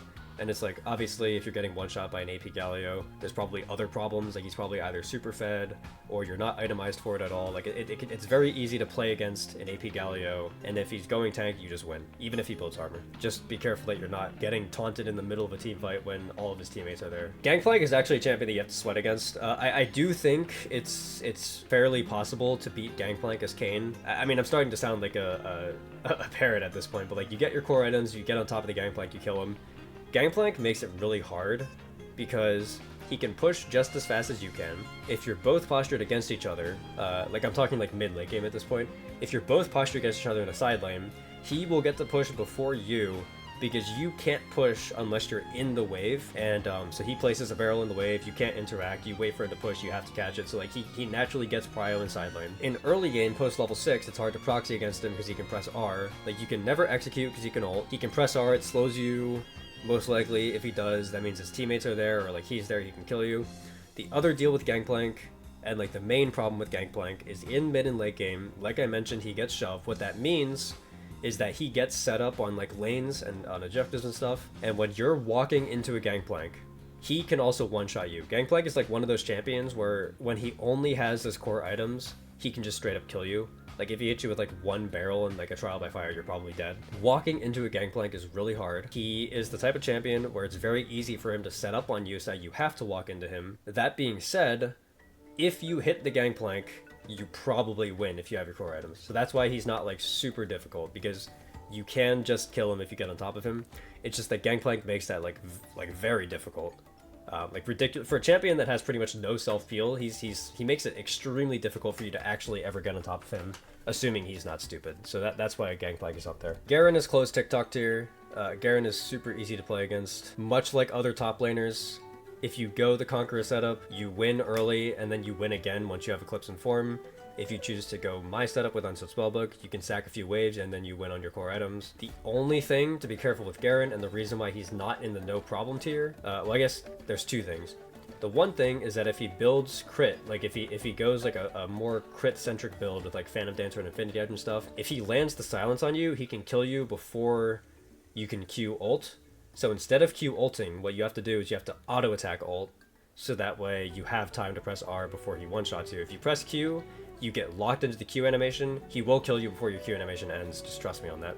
The other thing to worry about, if you're playing against like a more standard Garen, you win the 1v1, but if you blow everything to kill him, and he survives, and you used your ult, he's going to heal back to full with his passive, and you don't have ult, and now you can't face him anymore. So like when you go to kill him, you have to know that you can actually kill him, or like burn like his flash or something. You have to know that you're going to get a positive trade out of it, guaranteed. Because if you accidentally let him survive, he's going to heal to full, and then you're kind of doomed. So as long as you're playing around those two things, Garen is like pretty much your cookie cutter average top lane experience, which is pretty easy. Gnar can be kind of annoying. He's not that bad. I would put Gnar in like thinking cap. So essentially the deal with Gnar is that like his lane phase is like brutal. Mini Gnar can kite the shit out of you. He deals a lot of damage. You can't interact with the wave at all. Early game, Mega Gnar will out DPS you, so you can't fight that either. Gnar, for the most part, gives you blue orbs, which can be like mildly annoying in lane. That's all like stuff that you have to consider. Later in the game, Gnar can like still kite you out, which can be annoying if he's Mini Gnar.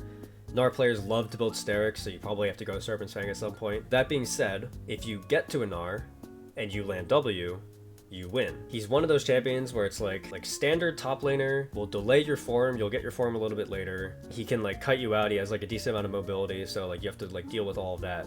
But in theory, you win side lane. So that's why Gnar like isn't higher, because in theory, if you have your core items, you can win side lane and it's really not that bad. Gragas is full sweat tier. So essentially, Gragas is most likely a tank. Okay, so we'll talk about Gragas top lane first. If Gragas is top lane, he's most likely a tank. Sometimes he's gonna go like pseudo AP. Very rarely he'll go full AP, but like sometimes he will. Regardless of which Gragas it is, Gragas is very difficult to deal with because you're a champion who wants to go and do stuff.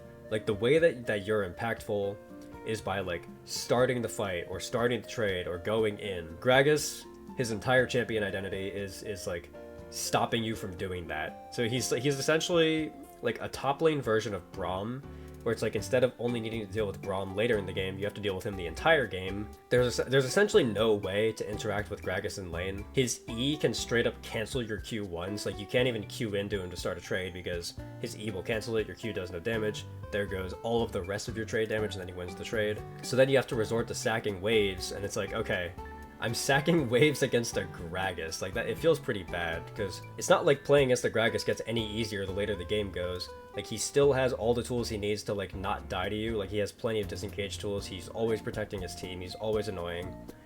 It's just very frustrating to play against.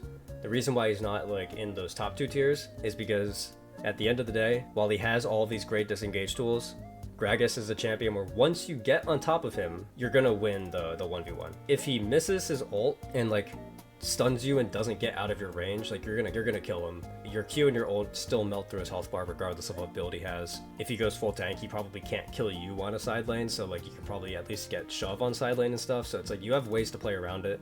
It's just very annoying. I would put Graves in fixed posture tier. I mean, like if it's a Graves top, obviously, you know, it's the normal drill, like just stack minions, whatever. You can't beat him in the 1v1.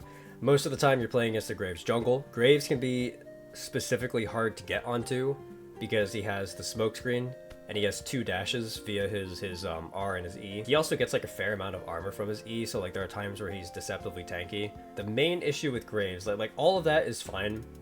That doesn't make him like any different than other champions. The thing that like elevates Graves up a tier, and in fact I might even put Graves like here, is that if Graves gets to super late game, because like obviously when you're playing Kayn top you scale really hard, you would love to be in super late game.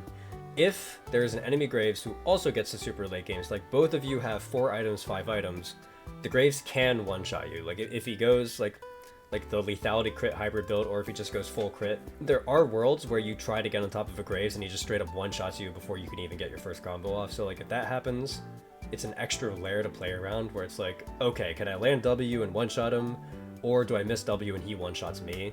In those kinds of games, it's like more of a 50-50 because like he has dashes to dodge your W and stuff. But like anytime before that, you pretty much steamroll him.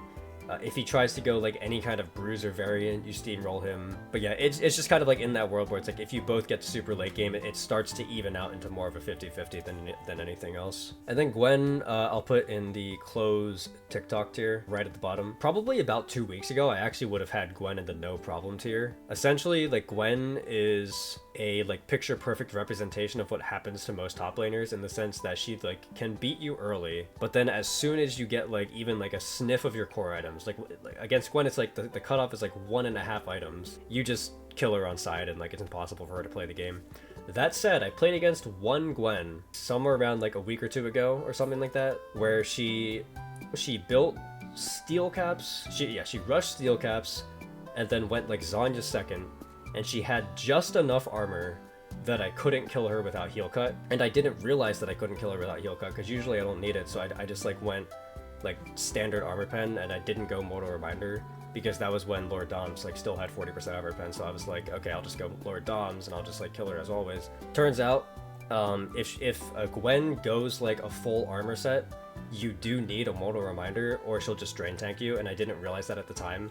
And because of that, like, that's kind of like a mild inconvenience. I'm like willing to move her up a tier, but for the most part, Gwen is pretty free. All right, so Hecarim is on the easier side. I'm sure that every Kayn jungle player knows this. Hecarim kind of functions the same way that Galio and Diana do, which is that like Hecarim can really only do damage if he's on top of you, and he like has to dash into you to get there. The difference with Hecarim is that unlike Briar and Diana, his dash is to get on top of you is like unstoppable and then CCs you. It's not bufferable, unlike Briar ult. Like Briar ult is unstoppable while she's traveling to you, but then the instant she stops, you can CC her again. Hecarim is unstoppable during the dash, and then fears you before the unstoppable ends. So there is a world where he dashes on top of you, fears you, and then can start doing damage to you before you can buffer it with W. For the most part though, if a Hecarim goes on top of you, you're gonna win anyway, which is why I have him so low.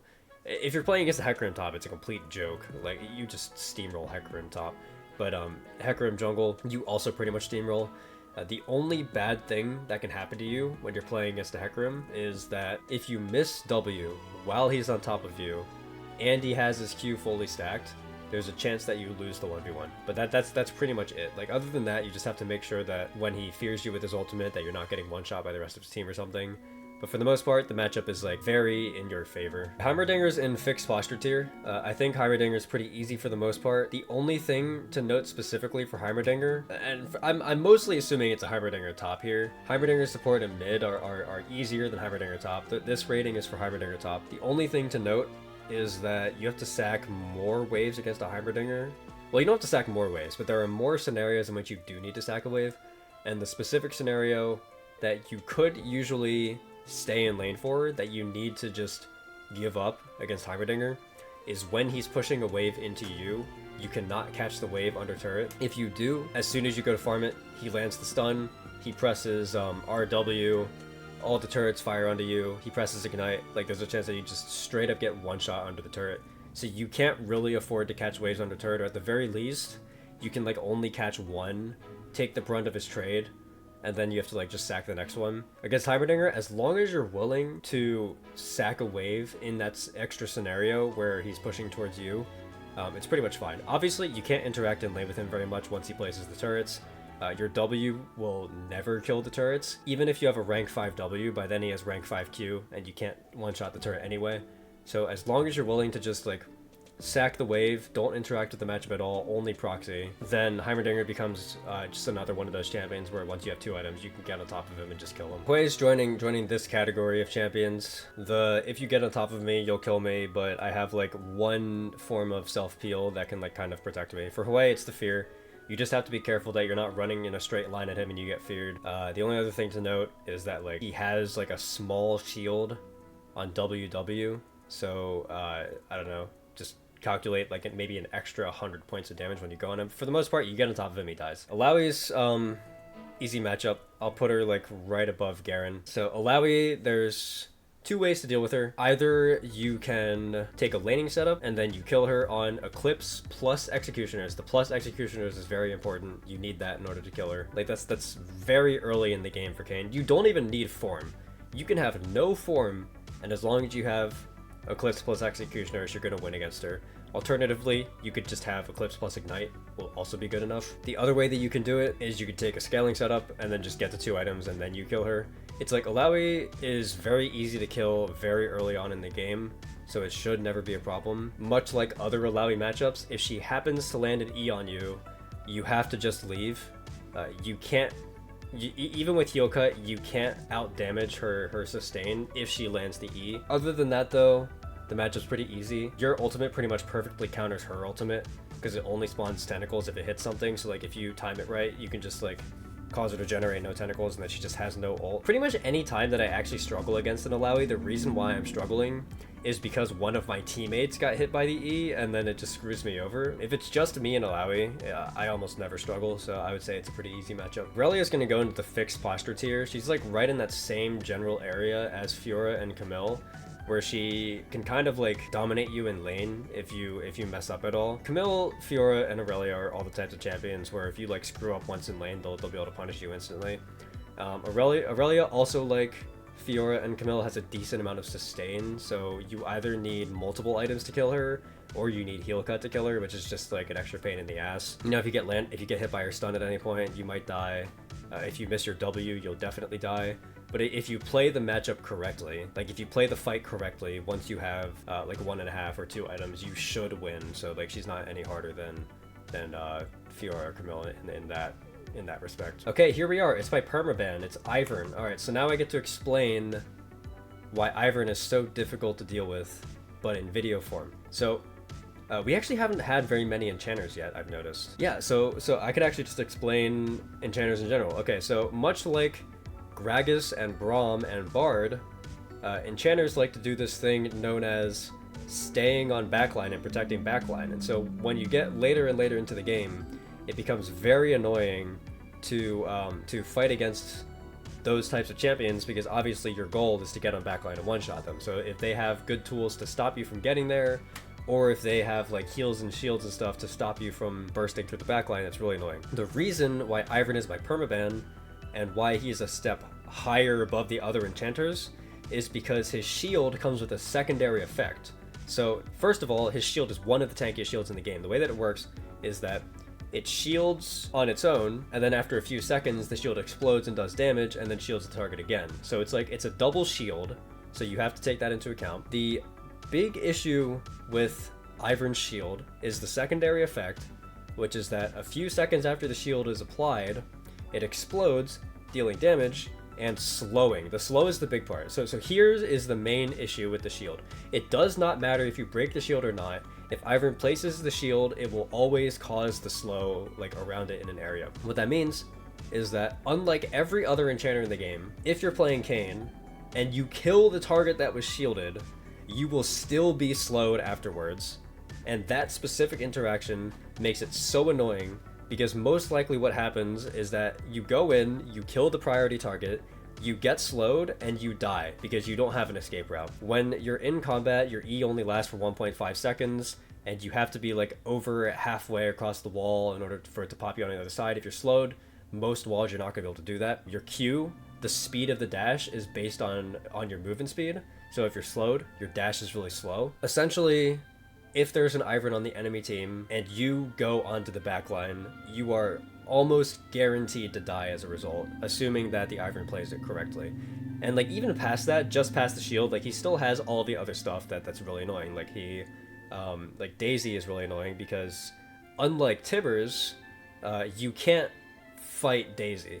First of all, Ivern can put the shield on Daisy, so you just get slowed when you're trying to fight it. Second of all, Daisy comes with its own effect, which after it attacks you 3 times, the third attack is a knock-up, and if you get knocked up by Daisy, you're dead. Ivern has a root, like a straight line root, so he's just like all the other champions who have like the CC that you have to be careful about when you're going on.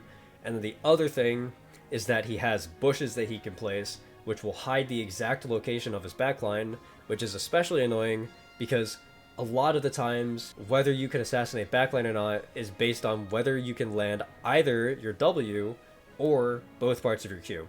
If you only land one part of your Q, it's hard to kill people. Like, you have to land both parts of your Q, or you have to land W. And if Ivern is placing a bush that blocks vision of the target you're trying to go on, it can be hard to either like blindly hit your W, or make sure that you can hit both parts of your Q. So it's just like every single ability in Ivern's kit is specifically designed to screw over what Kayn top wants to do. Now, if you play Kayn jungle, you might not have as much of a problem with Ivern, because Kayn jungle really likes to invade. He likes to like disrupt patterns, and Ivern is a jungler who like needs time to like set stuff up in his jungle, and he's like very weak to invade. So if you're playing Kayn jungle, you can kind of disrupt an Ivern and outpace him and get like super ahead of him and make him irrelevant and get all the objectives, like fine. If you're playing Kayn top, you can't do that because you're not the jungler, you're the top laner. So it's like you don't get the opportunity to punish Ivern early, and you have to deal with all of the shit that makes Ivern like impossible to deal with for your game plan later in the game. So like that's why I permaban Ivern. That's why I think Ivern is one of, if not the hardest matchups in the game for him.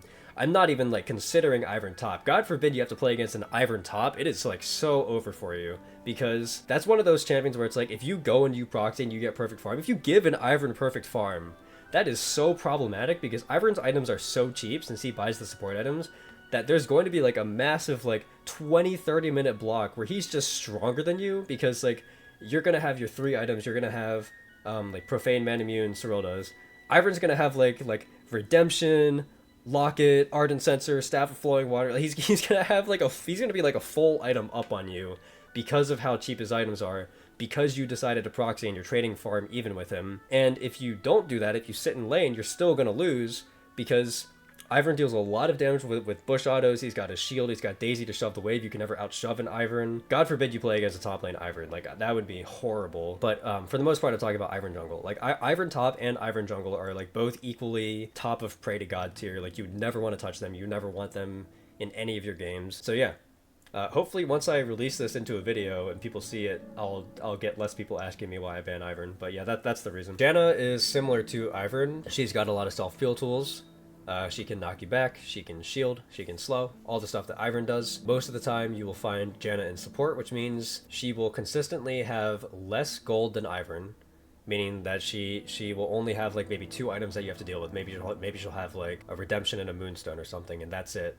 So it's like less variables from support items that you have to deal with. And then the other thing is that at least her displacement is like tied to her ultimate. Like at least other than that, it's like fairly easy to play around a Janna. The tornado on her Q isn't that bad, because in order for her to get a meaningful knockup with it, she has to charge it the whole way. Her slow point and click auto attack range, so at least you can kind of get there before she can use it. So and her shield's also just nowhere near as big as Ivern's shield. So like she serves the same function as Ivern. You still have to play really passive. She's still a very annoying enchanter, one of the more annoying ones, but it's not as bad. So Janna's probably like bottom of full sweat, I would say. Jarvan is fairly easy. He plays in the same kind of vein as like Hecarim, Diana, Briar, Bel'Veth, all those champions. Like, well, not really Bel'Veth, but like he's put like right around that same area as Bel'Veth. Jarvan top's not really a big problem. Most of the time you'll see Jarvan jungle, so I'll be talking about Jarvan jungle. The annoying part about Jarvan jungle is that he has a knockup, so that's like the one thing you have to be careful of, is that he can like knock you up. Maybe it starts to CCHA and maybe you die. That's pretty much it. Other than that, Jarvan is not very tanky. Like, even if he builds full tank, the only like self-tankiness he has in this kit is his W shield. He's not really ever going to be that tanky, and most times he's not going to build that either. He'll build like pseudo bruiser items most of the time. Half bruiser, half tank, or just full bruiser. Maybe sometimes he even goes assassin, but like at that point you're kind of trolling. The main point is that Jarvan's ultimate does not CC you in any way, which means that there's nothing to stop you from using your W to knock him up at any point. Especially when he's in the W, he can't even dodge your W, especially when he's in the ult, he can't even dodge your W. So landing a knockup against Jarvan is very easy, and then once you do, he's just kind of reduced to any other like bland bruiser where you can just kind of like out DPS him and kill him. So Jarvan's not that bad at all. You just have to be careful of the EQ knockup, and also that Jarvan just has like a little bit more influence around the map than somebody like Hecarim early, so maybe there's a chance that like your other lanes fall farther behind as a result. Jax is in the closed TikTok tier. We'll put him right behind Gwen. Jax is very easy. He's the same thing as Alawi, Gwen, and Garen. He's a bruiser who can win lane against you, but then as soon as you get your core items, he kind of folds instantly. Jax is a champion where it's super easy for Kayn to win the 1v1. Like, I have a few clips where the Jax will like be in the bush, I'll walk into the bush, get stunned, take the full combo, be down to like 5% health before I can even move, and then I'll still just win anyway, because like Jax really just has no good tools to beat Kayn in a 1v1 apart from like upfront burst. But he doesn't deal enough burst damage unless he's going like full AP or something to even kill you. For the most part, Jax is kind of a joke, and becomes more of a joke the later into the game you get. The only thing that's threatening about Jax, and the reason why I don't have him in the no problem tier, is because if you play lackadaisically in lane, and you get in range of his Q, and he gets to use Q auto W on you, there's a chance that you take enough damage that he can just dive you on the next wave. When you play against the Jax, and the wave is pushing towards you, you have to make sure that you back up out of his Q range, so that way he doesn't get the free Q auto W trade. If you do that, you might get punished super hard. If you don't do that, there's not much he can do against you. Other than that, it's just the generic Kayn top stuff, and then the generic like get to 2 items and then win every fight against him ever again. Jace is gonna go in thinking cap. Honestly, maybe he like doesn't even warrant that. Like essentially, Jace can be annoying because he scales like decently well. Regardless of whether you beat him in the 1v1 or not, he still has like accelerated EQ shock blast, so he can like screw up your entire team's backline and stuff. When you go on top of him, you have to be careful, because if you get hit with his hammer E, it'll displace you, and then maybe he like one-shots you before you have the chance to fight back. If he does that and you miss W, you pretty much lose. But like, for the most part, Jace is one of those champions where you just get your item flex and you win. Laning can be like slightly annoying. He's one of those ones where you definitely cannot face first the wave and try to forcefully shove it and go proxy. You just have to sack the wave. I would say for the most part, the only thing that really puts him in thinking cap tier over like the generic top laners that I have right below him is that he's a ranged champion, so he gives you blue orbs. Like, that's pretty much it. Jhin is going into the same tier as Caitlyn and Aphelios for the immobile marksmen who really don't have any good self-build tools to get you off of them. I'll put Jhin slightly higher because his traps are like slightly more annoying, I guess. But at the same time, it's like his ultimate literally like plops him in place. So it's like it's like super easy to get on top of him. So I'll put him there. Same thing for Jinx. She's also going to go in that immobile ADC area where you can just get on top of her killer. For Jinx, the only thing that's stopping you is the traps. But like, Jinx is funny in the sense that she can place the traps to block you. You can walk around the traps, and then because you have E and Q, you're still fast enough to just get on top of her anyway. So it's like, she just can't really do much against you. You'll start to notice why I like playing Kayn top so much. One of the reasons why I picked up Kayn top is because he's so good against most of the marksmen. So he feels like the type of champion where it's like, regardless of how bot lane goes, regardless of how fed the enemy bot laner gets, there's always a chance that I can just win anyway because I have a favorable matchup into most of the marksmen. Kai'Sa's definitely a little bit harder. First of all, she has longer range with her W, so like she's probably playing further back than most ADCs anyway. And then the other issue is that she's got the dash and the shield, so she can be extra hard to get on top of if you're like in a crowd. It's still not that bad. She's not going any higher than like where Ashe is and stuff. Kalista, I would say the same thing. The only thing that's like kind of difficult about Kalista is that it's pretty hard to land W against her. I mean, like, that being said, you don't need to land W against marksmen to kill them. But Kalista can make it tricky sometimes. Like, if she dashes around enough that she also is dodging your Q1 and only getting hit by your Q2, that could be like kind of frustrating. But yeah, Kallista's also, you know, just pretty easy to kill. Karma will put in top of thinking cap. If you're playing against a Karma support, it's pretty much just the generic enchanter shtick where it's like, okay, she has a lot of peel, she's protecting backline, maybe it's hard to get on top of her, maybe she presses mantra W and now I'm on a timer to act faster, like that kind of stuff. That would be enough to put her at like middle of thinking cap. The reason why she's at the top is specifically because I'm referring to Karma top, which in terms of trying to win a lane straight up, it's borderline impossible. So with Karma, if you take a laning setup, there's pretty much no way for you to win at any point. Like, in order to beat a Karma on side lane, you need so many items. Like, you need your rush item, Man Immune, Mortal Reminder for the Mantra W healing, you need Serpent's Fang for the E shielding, and then only once you have all of that can you beat her in a fight. In terms of like brute forcing side lane, it's probably a no-go.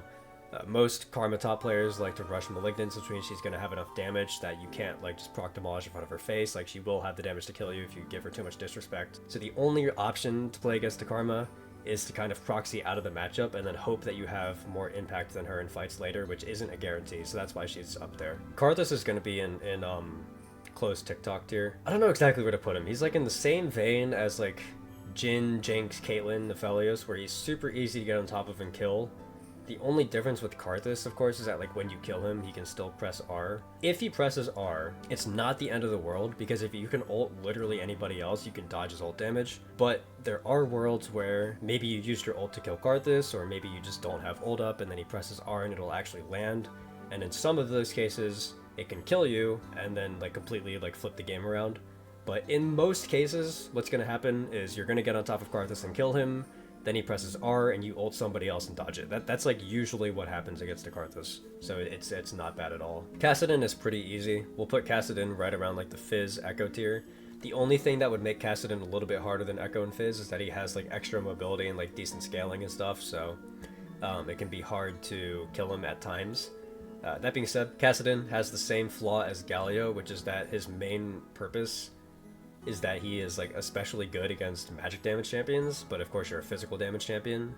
And then Kassadin also, regardless of what he builds, will never be quite tanky enough to win a fight against you if you fight it straight up. Kassadin's main source of damage is his R, so if he wants to beat you in a fight, he has to ult on top of you. And if he ults on top of you, it's especially easy for you to hit W, so unless he ults on top of you and kills you with it, you can land W and then trade back and probably win the fight. He just has a bad matchup into Red Kayn specifically, so it's like pretty easy to win. Katarina, I'm also going to put in the closed TikTok tier. She's one of those champions where it's like, if you happen to have no cooldowns and she presses R, you'll die. If you have like anything and she presses R, you're fine. Like if she presses R, you can knock her up, you can ult somebody, you can ult her. Sometimes you even have like enough time to Q her and then ult her out of the queue and you still won't die. She's really easy in theory. It's just if you play too recklessly, she can catch you off guard and kill you, so you just have to be careful about that. But that's about it. Kayle we're gonna put in full sweat, bottom of full sweat. So the deal with Kayle is, can you outscale a Kayle? Yes, you can play Kayn and handshake with the Kayle, and both of you can get to super late game and you can outscale her and be more useful than her. Is it easy? No. Like, if you're going to do that, which you kind of have to, so like there's two options. Either you can take Conqueror setup and like play for lane, and in that case you probably don't outscale her, so you have to beat her. Like, you have to get an advantage in lane or it's not worth it, which like you never want to do against Kayle, especially as Kayn, because Kayn has like a less dominant lane phase than a lot of other top laners that you would want to pick into Kayle if you're trying to punish her early. It's probably a better option to just go a scaling setup and try to match her and just be more useful than her later. If you do that, like, you can be more useful than her by trading farm, but at the same time, like, you're also handshaking with the Kayle and giving her like the free level 16, the free 3 items. Like, it's gonna be a fist fight. Like, if you want to out carry a Kayle, you have to try pretty hard, and it is possible. You do beat her on side lane pretty easily. Even with her ultimate, like, you pretty much never lose a 1v1 unless she is like spacing the crap out of you or something. But if you approach her from the side, you're pretty much always gonna win. But then of course, like in fights, it's like you have to play around her ultimate. If you try to go in to kill a priority target, you have to know that she can stop you. You have to deal more damage than her in fights, which is doable if you land everything. It's also very easy for a Kayle to be more useful than you, because she's like a hyper carry marksman, so it's not that hard. She's a hyper carry marksman who has the tools needed in a 5v5 scenario to protect herself and output more damage than you can deal, while also simultaneously making it really hard for you to kill her. That's like what makes her so tough. But she's not impossible. You can outscale her, you can like out carry her, so it's like okay to just kind of like trade farm and go even. You know what's funny is that like I could just skip over Kayn and be like, oh, that's the champion I'm talking about, I'm not gonna put him in the tier list.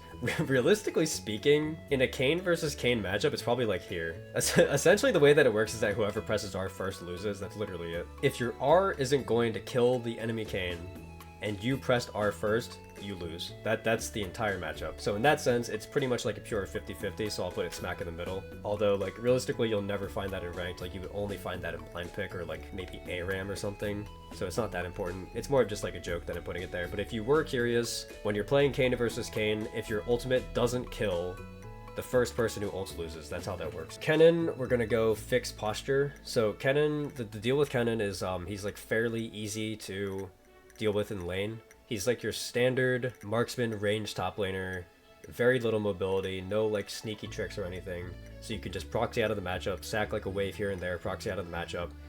He's really bad at chasing proxies because the only mobility he has is like increased movement speed with E.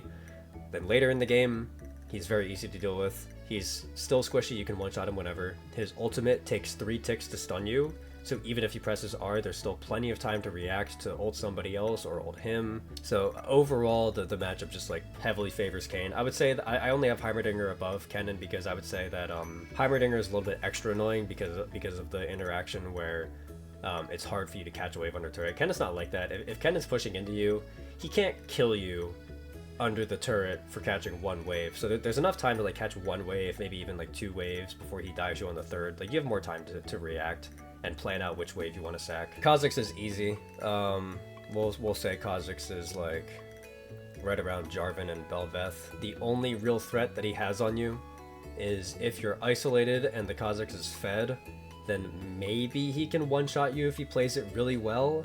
But I mean, like, other than that, Kha'Zix doesn't feel tanky, you can kill him. If you're in like a grouped up fight, the matchup is just really bad. Kha'Zix doesn't really have like great ways to get away from you. Like the W slow and the E jump isn't quite enough to like out gap close a Kayn in most cases. I would say it's just a bad matchup for Kha'Zix overall. For Kha'Zix into Kayn in general, if you're playing like jungle versus jungle, isn't that bad because Kha'Zix can take advantage of how weak Kayn is early and like go for invades and stuff.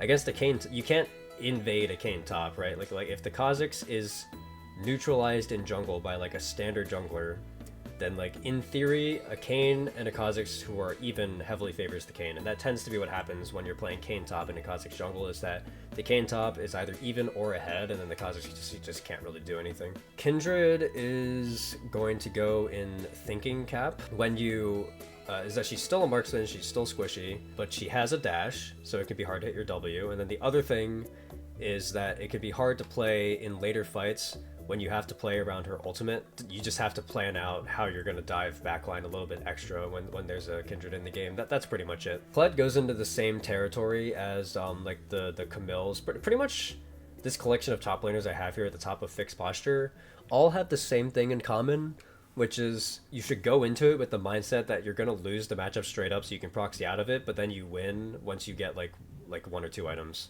So they all have the same game plan, which is like get through lane, minimize losses, proxy if you have to, kill on 1 or 2 items, life is good. Kled is no different. The only difference I would say for Kled is that if you want to take a laning setup, it's like really hard to beat a Kled. Like it's really hard to win level 1 against Kled. I wouldn't even try it. Like I went through a phase where I played like about 150 games of Ignite, Flash, Conqueror, Kayn top with Doran's Blade start, and I did it purely so that way I could like test out all of the matchups like face first. I wanted to see like which matchups I could brute force my way through if I tried to force lane, and Kled was one of the ones where no matter what I did, I couldn't figure out a way to win with the laning setup.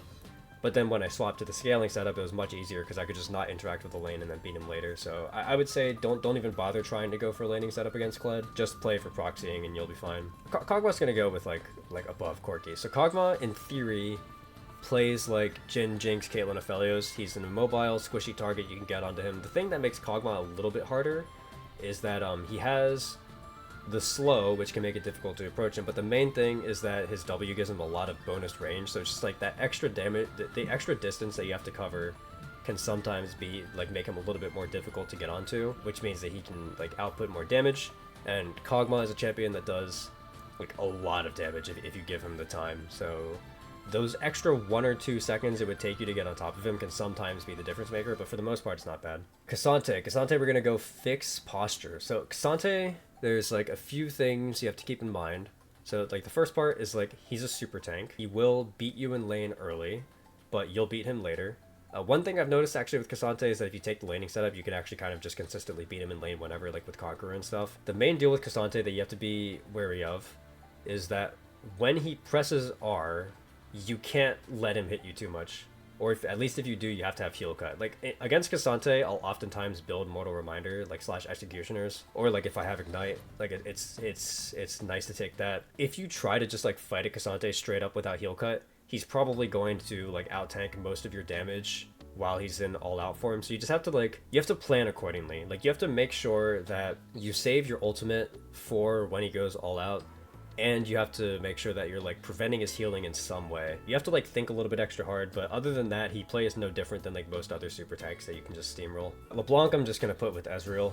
I would say Ezreal's probably a little bit more difficult because it's easier for Ezreal to like turn back around and start like counter trading against you if you screw up. But like LeBlanc is one of those ones where it's can be difficult to get on top of her, but I mean like it's not super important that you get on top of her. I mean like she's not like Ahri in the sense that she has like the instant CC to punish you, and she has less dashes than Ahri. Like Ahri's got 3, LeBlanc's got 2. Of course LeBlanc can distort back, but it's like if you're running out of LeBlanc and she hits the chains, like you have plenty of time to react and do something, as opposed to like if you got hit with a charm. And I also find that LeBlanc just tends to be like less useful than Ahri as the game goes on, Like, it becomes harder and harder for LeBlanc to like function in team fights as the enemies buy more and more defensive items. So like, LeBlanc is almost never going to be your priority target unless she's super fed. If she is your priority target, it can be annoying to get on top of her and kill her, but most of the time, you making an effort to kill her will also force her to like spend her energy to get away from you, so she won't be contributing to the fight. And for the most part, you kind of just let LeBlanc do her thing, and then you just go and kill other people. So I've never been too worried whenever I see it. It's not like Ahri, where I feel like Ahri has like way more agency to like control the pace of team fights, and she has more tools to like disrupt me when I try to get onto her. Lee Sin's pretty easy. Lee Sin is the same deal as Kha'Zix. It's like he never has quite enough damage to one-shot you, and that's really the only way he can beat you, because if he wants to get on you, he has to like dive onto you, which means that's like prime real estate to just like land your knockup. And then like like when you're playing against the Lee Sin in a 1v1 as Red Kayn, like, you're not gonna lose unless you let the Lee Sin just burst you out. You're gonna be able to like sustain all of his damage and then just kill him. I mean, there's not really much else to say. Like, you beat him in the 1v1, you like are more useful than him in fights. Like, he falls off way harder, so I would just say it's an easy matchup all around. I would say Leona's like solidly maybe like fixed posture tier. So Leona is annoying for two reasons. So she is a little bit too tanky to one-shot most times. Like, even though she's a support and she's only going to have 1 or 2 items, her W paired with Celestial Opposition makes it difficult to one-shot her even if you land the full combo. It's not like you'd want to one-shot her anyway, but like, the point being, if you need to break through her to get to backline, it's tough because she's so tanky. And then the other deal with Leona, I was kind of alluding to this when I was talking about Alistar. Alistar's CC combo has issues with it, where if he lands one part, it doesn't mean he's guaranteed to land the rest of it. Leona's not like that. If she lands any part of her CC combo, it's really easy for her to chain the rest of her CC. And Assassin Red Kayn, his main weakness is burst damage. So if you get CC'd for long enough, then the enemy team will have time to burst you and kill you. So when you play against a Leona, you have to like plan of what you're gonna do, how you're gonna get around her. Most times Leona's not going to camp backline. Most times Leona players want to like surge forward and start the fights and like play on front, and then it's easy to get on backline anyway. In the world where Leona players just play to peel for their backline, it can be more difficult, and at that point you have to think like okay, do I need to swap spells to like flash or ignite so that way I can like flash onto backline, so I can like ignite ult somebody to get past her. Okay, do I have to just fight my way through her and then kill her first before I can get to backline? Like, do I need to involve my teammates? It's not that bad. Most tanky supports aren't that bad to deal with, but Leona is one that you do have to think about, because if you screw it up, you'll get perma CC'd and you'll die. And in fact, I would move her up a little bit. I'll say like maybe there. Lilia I'll also put in fixed posture. You wouldn't think Lilia would be that bad in theory, but it's like, in a 1v1, it's fairly easy to beat Lilia. Even if she hits you with an ability, sleeps you, lands her full combo, chances are you're gonna survive it. You're gonna be able to press R, heal it all back, and then kill her. The main threat is that she might have enough movement speed that she kites out your W. Just be careful that you're not throwing your W all willy-nilly. The main thing that like moves Lilia up and makes her a little bit harder is in a 5v5. She can just press Q, hit you, press the sleep, and then let her team do the rest of the work. If the Lilia tries to do everything on her own, it's not going to go well for her.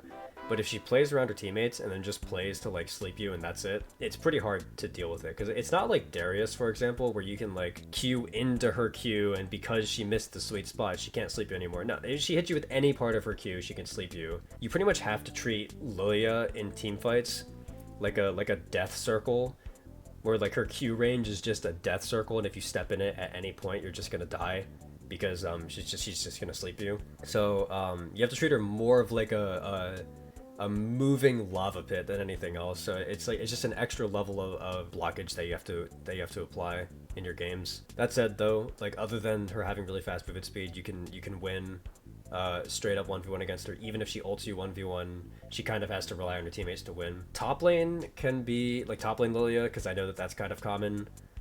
Can be annoying. Like in lane, I wouldn't recommend playing in lane, but you know, it's no different than any of the other top laners. It's like you can just proxy out in the matchup and then play it on later. I would say Lilia is definitely more annoying than some of these other champions. I'll put Lilia like right here next to Fiora. Alright, Lissandra's full sweat. If you're playing against a good Lissandra, you're gonna have to try your hardest to win. So the thing with Lissandra is she has point and click stun, and she has W circle root. So it's like, regardless of which one it is, it's like, it's super hard to approach a Lysandra.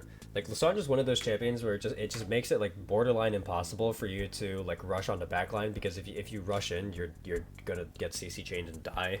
Like, there are even situations where Lysandra players will itemize in such a way that they can kill you on their own. There are worlds where Lysandra players will go a build that can have them deal like 3k damage in a burst if they decide to go full AP. Sometimes you go in, they press R and then they just straight up kill you. Other times they go utility, which is equally annoying because like, not only do you have to deal with like needing to go in on them while they have their CC, but then they also have Azanyas, so like you can't even kill them. So you have to like kill the other targets, but then Lysandras also like to play him back. They'll like be protecting their teammates. Pretty much if you play against the Lysandra, you either have to establish your positioning first, and then surprise Lysandra with a knockup while she can't see you, and then you can kill her that way, or you have to wait for the Lysandra to get impatient, and then she goes in, initiates the fight, and then you can kill the other people while she's like ulting herself or ulting somebody else. So it's like, unless the Lysandra screws up, it's pretty hard for you to play the game. I would say that she's like same level as... I would actually move Aatrox back. I would say it probably looks something more like this. I would say Lysandra's like there, maybe. Lysandra can be very frustrating to play against for sure. Lucian's pretty easy. Lucian goes into the tier of marksmen who have a tool to peel for themselves, but it's not that amazing, and if you get on top of them, you kill them. That's the tier that Lucian is in. Lulu, you would think, would be a little bit more difficult, because Lulu's kind of like the staple enchanter pick. She's really not that bad. The main threat for Lulu is that she clicks you with polymorph. Most times I've actually found that like, because you can still move while you're polymorphed, like you can still kind of like dodge skill shots and stuff. So it's quite easy to survive when you're polyed, or at the very least it's harder for your opponents to burst you out when you're polyed. And other than that, the only thing that she offers is like straight up effective health. Like she can either press R, which can be annoying because it's got the slow and the knockup, but it only gives health really. And then the other thing is that she can press shield to make the target tankier. I've found in most of my games against Lulu that just buying a Serpent's Fang is enough to kind of counter most of what she wants to do. Like if she blows everything on a backline target that I'm going on, if I just have Serpent's Fang, I can usually still kill the target, so it's not that bad. I think that Lulu's one of the more manageable enchanters. Lux is going to go in the tier of like the champions that really don't have a good way to peel for themselves. Lux is annoying in the sense that she has really long range. So like you kind of have to like cross a larger gap to get on top of her, like, and then you have to be careful of her root and her slow, and then if she hits you with the Q, she can burst you instantly. But it's like, for the most part, Lux is a very easy target to get on top of, in my opinion. I'm not really too concerned whenever I see one. Malphite can be tricky. We'll put Malphite in thinking cap. You're never going to be able to kill a Malphite in lane. Don't get tricked into going a laning setup because Malphite is easy to lane against. Like, you're never going to be able to kill him. You'll get pushed, sure, but you can't kill him. Later in the game, he's not any easier to deal with. He's kind of like, he has Hecarim engage where it's unstoppable and then CCs you, but Malphite's is way better than Hecarim's, because instead of the fear that has the janky hitbox, it has a very obvious knock-up hitbox. It can be tough to play against a Malphite and like position around a Malphite later. It's like you have to wait for the Malphite to do something first before you can go in. If you just rush into a Malphite and he's like playing slow and he's ready for you, it's super difficult. I would say you definitely have to be thinking when you're playing against one, but like side lane is easy. Most Malphite players aren't saving their ult, solo ult, the flanking Kayn anyway, so it's like most times you can just like play to wait, you can play slow and then punish once he uses his stuff. The only other thing to watch out for Malphite is that his Q can be very annoying. I've like made this point multiple times, but like slows are especially annoying for Kayn because of the way that his Q works with them, and like the way that his Q and his E work with slows.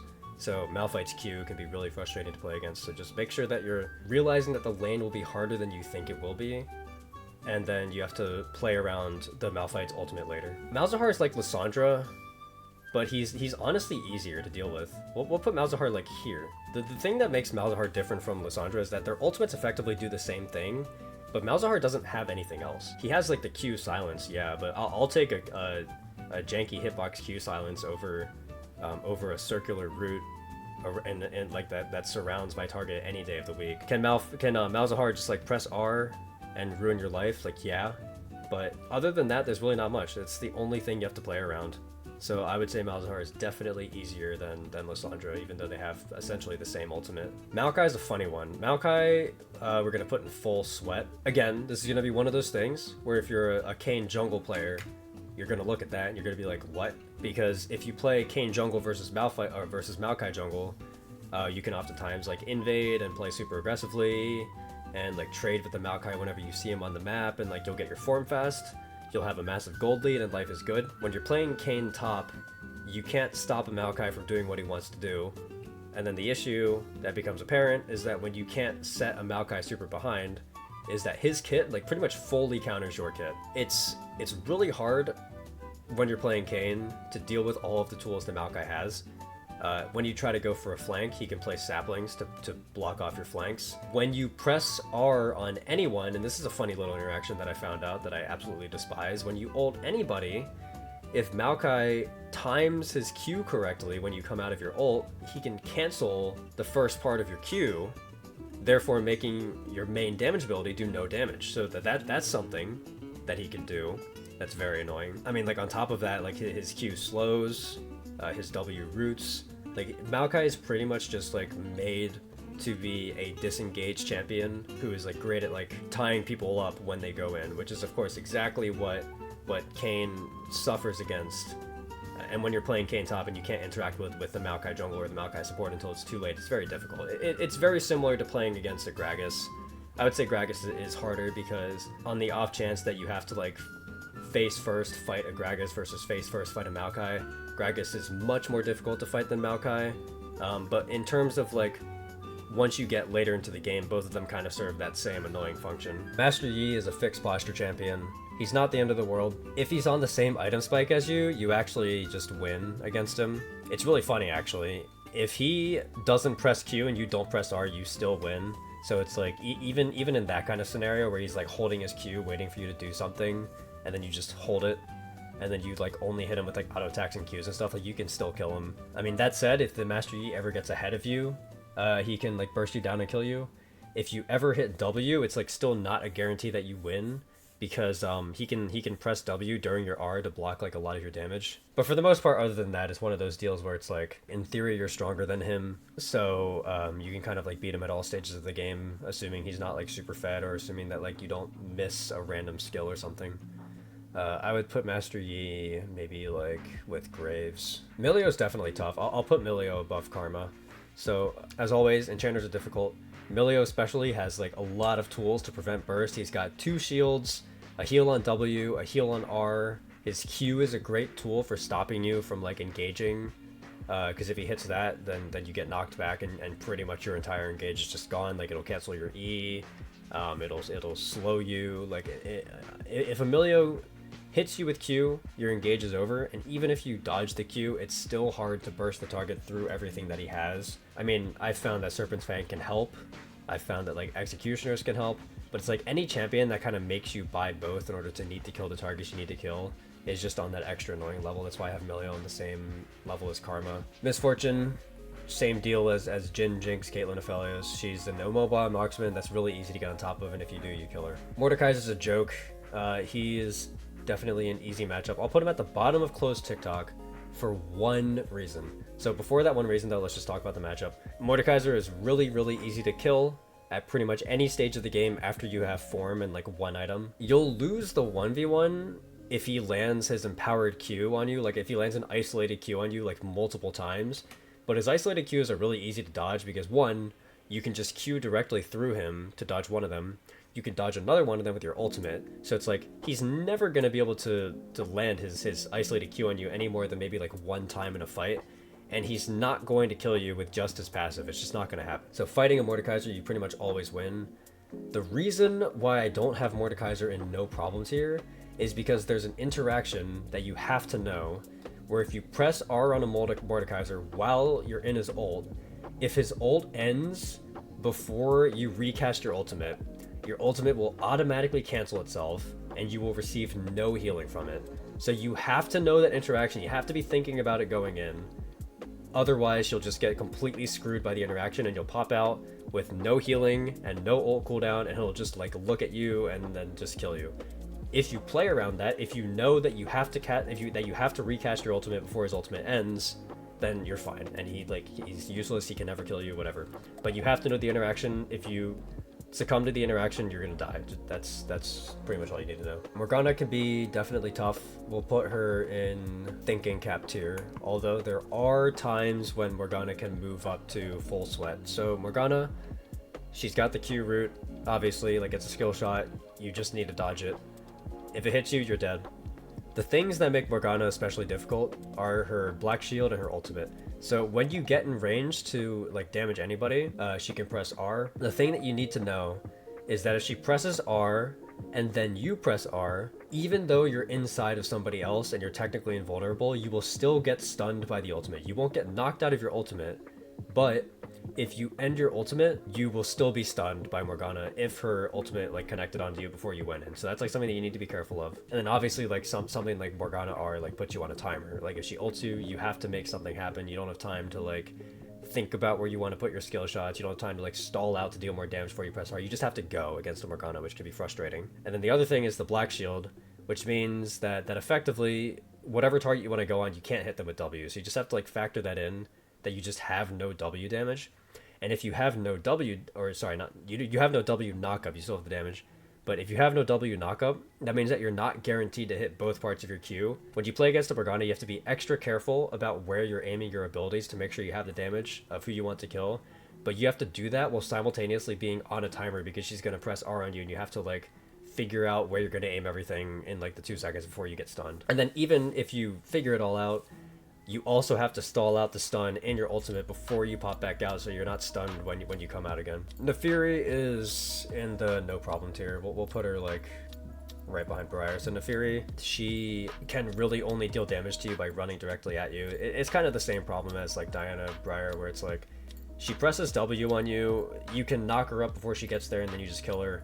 Another funny interaction is that your Q one-shots her dogs. So if she tries to fight you at any point, and you land both parts of your Q on her dogs, they'll just die. And then like past that, she's just a like fairly squishy bruiser that you can one-shot. The only thing to be careful about is that in the worlds where she goes Eclipse, sometimes you need to build Serpent's Fang because her ultimate shield plus her Eclipse shield, and then maybe sometimes she'll like go Sterix too. Sometimes she might just have a little bit too much shield for you to just like bulldoze her, so you have to like think about it a tad, but it's Nefiri is pretty brain dead. Nami is full sweat tier. We'll put her actually above Maokai. Nami is, in my opinion, ultimate disengage champion in the entire game. Her kit is like perfectly made for disengaging. It does everything that you would need a disengager to do.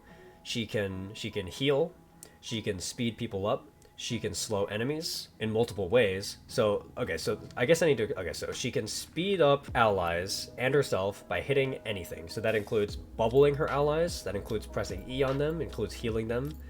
Any ability that she hits will speed up whoever it hits, if it's an ally. So that's really annoying, because that means that it's hard for Kayn to get on top of them. If she presses E on somebody, and then they auto-attack, those auto-attacks will slow, meaning that she can either put it on herself and slow the Kayn, or she can put it on whoever the priority target is while they're trying to fight me to like slow me down. The main ability that makes Nami so annoying is her ultimate, because the ultimate is like a brief knock-up. It's like very easy to hit if somebody's walking into you. Like there's really no way to dodge it if she's holding it for an engage, but she should be. Nami's ult is a disengage tool, not an engage tool. The thing that Nami's ult does that makes it ridiculous is that it can slow for up to 4 seconds, and not a lot of people know that. But the slow lasts 2 to 4 seconds based on the distance that the wave travels. And like I've already talked so much about how like slows are impossible for Kayn to deal with if he gets hit by it. And then Nami's wave is like impossible to miss if the Kayn is trying to run at her, so you're gonna get slowed from anywhere from 2 to 4 seconds. It's a sizable slow. You get hit by the knockup first, she chains the bubble on top of it. Even if she misses the bubble, you're still slowed. Like you can't get on her. She casts anything, it speeds up her whole team. Somebody auto-attacks you, the auto-attack was powered by Nami, it slows you again. Like, it's just so hard to, like, get past a Nami to actually kill anybody. And the worst part is that Nami is, like, such a squishy champion that, like, mentally, you just feel like you can always do it, and you just never can. I don't know. I don't know if it's just, like, a mental thing, but, like, even when you look at it objectively, it's just, like, every single tool in her kit is, like, perfectly designed to counter what you need to do in a game to be successful, especially when you're playing a champion like like Kayn. So I've definitely got Nami up there as one that you have to like really be trying if you want to beat. Nasus goes in fixed posture tier. We'll put it in with like Cassante. So Nasus is fairly easy to deal with. A lot of people think that Nasus like scales super hard. He doesn't. Nasus's scaling is gated by the fact that he's super easy to kite out regardless of how many stacks he has. Like he could have enough stacks to like two-shot every target on the enemy team, but he still can't kill an enemy team because they can like kite him out super easily. He's weak to CC, like all this stuff. And the trick with Kayn is just make sure you buy heal cut early, and then if you buy heal cut early, you're pretty much good to go all the way up until like the super late game, in which case you can't side lane against him, but you can still like group up with your team and then make him like pretty much irrelevant. Like Nasus scaling is never really an issue. I have no problem with like trading farm with the Nasus by proxying and stuff. And then like on side lane until he gets to like the super late game where he has enough stacks to two-shot you, it's like you can still beat him on side lane. I would say that like the one thing that can make Nasus problematic at times is if he buys Bramble Vest, because then you can't auto attack him or else you're gonna get like heal cut. If that happens and you miss your W, he's probably gonna win the 1v1 against you. But like even then, like that's still like a really specific scenario, so it doesn't happen often. Most times what happens is that the Nasus will just happily trade farm with me because he thinks that he scales, and then I'll just like solo kill him 5 times on side and then the game is over. We'll put him like there. Which tier is ban worthy? Obviously like I ban Ivern. It's probably justifiable to like ban anything in the full sweat tier and then like half the stuff in the thinking cap tier, depending on like if you're just really bad at playing against specific champions. But champions that I've considered banning are Ivern, Cho'Gath, Gragas. I've considered Aatrox. There have been times that I've banned Maokai. I think other than that's pretty much it. I know that Charismite bans Poppy. I haven't, Poppy's right there. We'll go over her soon. Nautilus is just Leona, but like easier to deal with. The thing that makes Nautilus like easier to deal with than Leona is that Nautilus is less tanky. The only extra built-in tankiness he has is like his W shield and stuff, whereas like Leona's W like literally turns her into a monster fortress. They both serve the same purpose though, which is that if you get hit by any of their CC, they're going to be able to perfectly chain it into like a super long CC combo and then you're going to die. So it's just, you have to be willing to play around that. Dealing with engaged supports is definitely not the worst thing ever. Nico will put in thinking cap tier, probably like near the bottom though. So Nico, she's got the E. It serves the same purpose as like Lux Q or Morgana Q or whatever. Like it's a root, it's in a straight line, it's a skill shot, whatever. The thing that makes Nico a little bit harder to deal with is her ultimate. You have to be careful when you're going in against a Nico, because if she hits you with the ult, like you're probably gonna die. I mean, like, it's a pretty brutal ultimate. It's probably like on equal caliber to like Malzahar ultimate or Lysandra ultimate, but it's really like the only problematic thing that Nico has. And it's also a lot easier to play around it since her ultimate functions more like a skill shot where you have time to react to it, as opposed to like the point and click Lysandra Mal's ult and stuff. So as long as you like space around it and play patient, she's not that bad. Nidalee's kind of a joke. She goes into the same tier as Fizz and Echo, where it's like the only way that she's ever a threat is if it gets late enough into the game that she can one-shot you. But Nidalee's like especially worse because she has like way worse scaling than Echo and Fizz do. So it takes her way longer to be able to get to like stay relevant enough that she can one-shot you like that, and then if you hit anything on her, she just dies, so she goes there. I would put in Neela with like the Kai'Sa Ashe area, maybe a little bit lower. She's got some peel to deal with people. She oftentimes builds more sustain heavy, so if you're against a Neela, you might want to buy Immortal Reminder, because she likes items like Bloodthirster. Her passive gives her more healing if she's paired with enchanters and stuff, so it's just something to keep in mind that you might want heal cut. And she has some dashes to get away and like some CC and stuff, so she could be a little bit harder to kill, but for the most part it's not that bad because she has shorter range, so it's easier to get there in the first place. And then she's also, in terms of effective health, usually pretty squishy. She can like drain tank damage most times, but it's hard to drain tank against a Kayn because like his R makes him invulnerable and stuff, so it's not that bad. Nocturne, we're gonna go fixed posture tier. So the deal with Nocturne is that in a vacuum, Kayn versus Nocturne 1v1, Kayn is like super favored.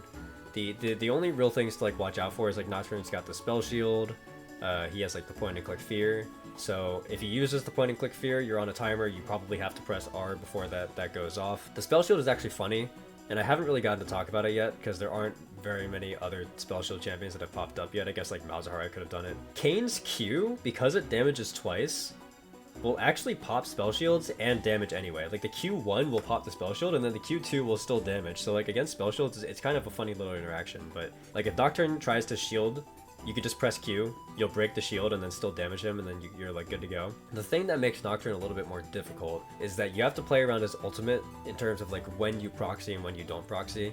Champions who have globals like that, or like semi-globals where they could just jump on you from like far away on the map, can be pretty annoying because, you know, you could just be proxying thinking you're fine, and then Nocturne will just press R and then all of a sudden you're dead. It's not really that big of a deal. I tend to think that if you're proxying and something like that does happen and they kill you, as long as you clear the entire wave, it's fine, because it's like, I don't lose anything because I cleared the whole wave. Nocturne is on my side of the map and burned ult on me, which like released a lot of pressure off of the bot side of my map temporarily, so it's like, it's not the end of the world, but it is just something else that you have to think about, so that's why Nocturne's up there. Nunu we're going to put into the closed TikTok tier. Nunu is pretty easy. Don't know exactly where I want to put him, maybe like here. There's a lot of things that you could do to deal with him. So like for example, you've got Mortal Reminder for his heal, you've got Serpent's Fang for his shield, neither one of which are necessary. Like you literally don't even need them and you're probably still fine. If Nunu snowballs directly towards you, you can buffer the snowball with your knockup so that you both get knocked up so that there's no follow-up. If Nunu tries to press R, you can ult it so that way you can dodge his ultimate. Like realistically, there's not very many ways for Nunu to play against a Kayn. He's not a very difficult champion to fight. He's not a champion who has very many tools to like get you off of his teammates. So yeah, he goes there. The only reason why he wouldn't be in like a no problem tier is because Nunu's a very like snowbally champion. Like no pun intended, I know that he like rolls a snowball, but like he can accelerate the pace of the game really fast on the opposite side of the map that isn't you. So it can be like kind of tough to like keep up with the pace of the game at times. And then the other thing to watch out for is that if a Nunu builds full AP and he lands a snowball and you don't buffer it with W, you're probably gonna die. Other than that, nothing else to worry about. Olaf, same tier as this group of champions. We'll put Olaf like above Camille and Kled, I guess. So Olaf, you won't win in lane face up, so you've got to like proxy more. You get your core items, you kill him. The only difference with Olaf versus some of these other champions is that you do need a Mortal Reminder no matter what. For the other champions, it's kind of like optional depending on if they build Ravenous Hydra or not. Against Olaf, it doesn't matter what he buys. You need the Mortal Reminder to kill him. Or like you need at least like the Executioners to kill him and stuff. That's like an extra added layer of difficulty. But like assuming you do that, you have more than enough damage to just like win straight up fights against him, assuming you're on even item spikes. So definitely not a problem at all. Orianna we'll put with Lux. Orianna's one of the easier control mages to deal with for sure. She has like a speed up for herself, and then she can shockwave. Other than that, she has like nothing to really get you off of her. The shockwave doesn't like come out from her, she has to set it up first. So as opposed to something like a Syndra stun, where it'll always stun like in a cone in front of her, which will push you away from her, Orianna doesn't have that. So she has to like place the ball, then use the shockwave, which means that she's like very vulnerable if you're directly on top of her. So it's a lot easier to get onto an Orianna than it is to get onto other control mages. And then once you're there, there's nothing she can do because she has like no dashes, like no real mobility other than speeding herself up. Orianna definitely an easier control mage to play against. Ornn is an easy peasy top laner. We'll put him behind Garen. Ornn plays the same as Mundo. You lose early, you get 2 items, and then you start dumpstering him. The only reason why Ornn is not in the no problem tier is because you do have to consider the fact that he has the ornaments, so he scales like a little bit better. Like he won't scale any better in side lane. You'll still destroy him in side lane and like in team fights and stuff.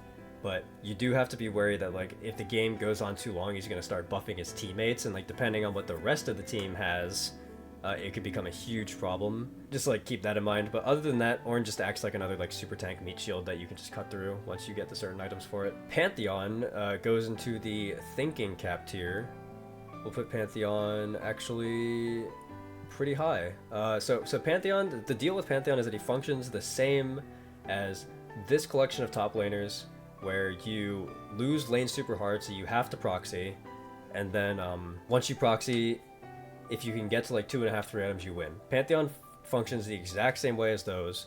The only difference is that his ultimate is semi-global, meaning that it's a lot harder for you to actually like successfully proxy without him chasing you and dying, because like he can chase you naturally, kill you, and then ult back to the wave, or he can clear the wave and then ult on top of you and kill you. The other thing he can do is like, so something that's really common when you're proxying is that the enemy top laner, like at some point they're gonna leave to try to come kill you, and at that point they're gonna leave the turret like undefended. so you can E through the wall and go back to the turret and then collect a plate. That's not something you can do against Pantheon, or like Gangplank for that matter. That's why Gangplank is also up here, where it's like Pantheon can just ult on top of you while you're trying to take the plate, so that's like not an option anymore. So he just makes the game a lot more complicated from a proxy standpoint.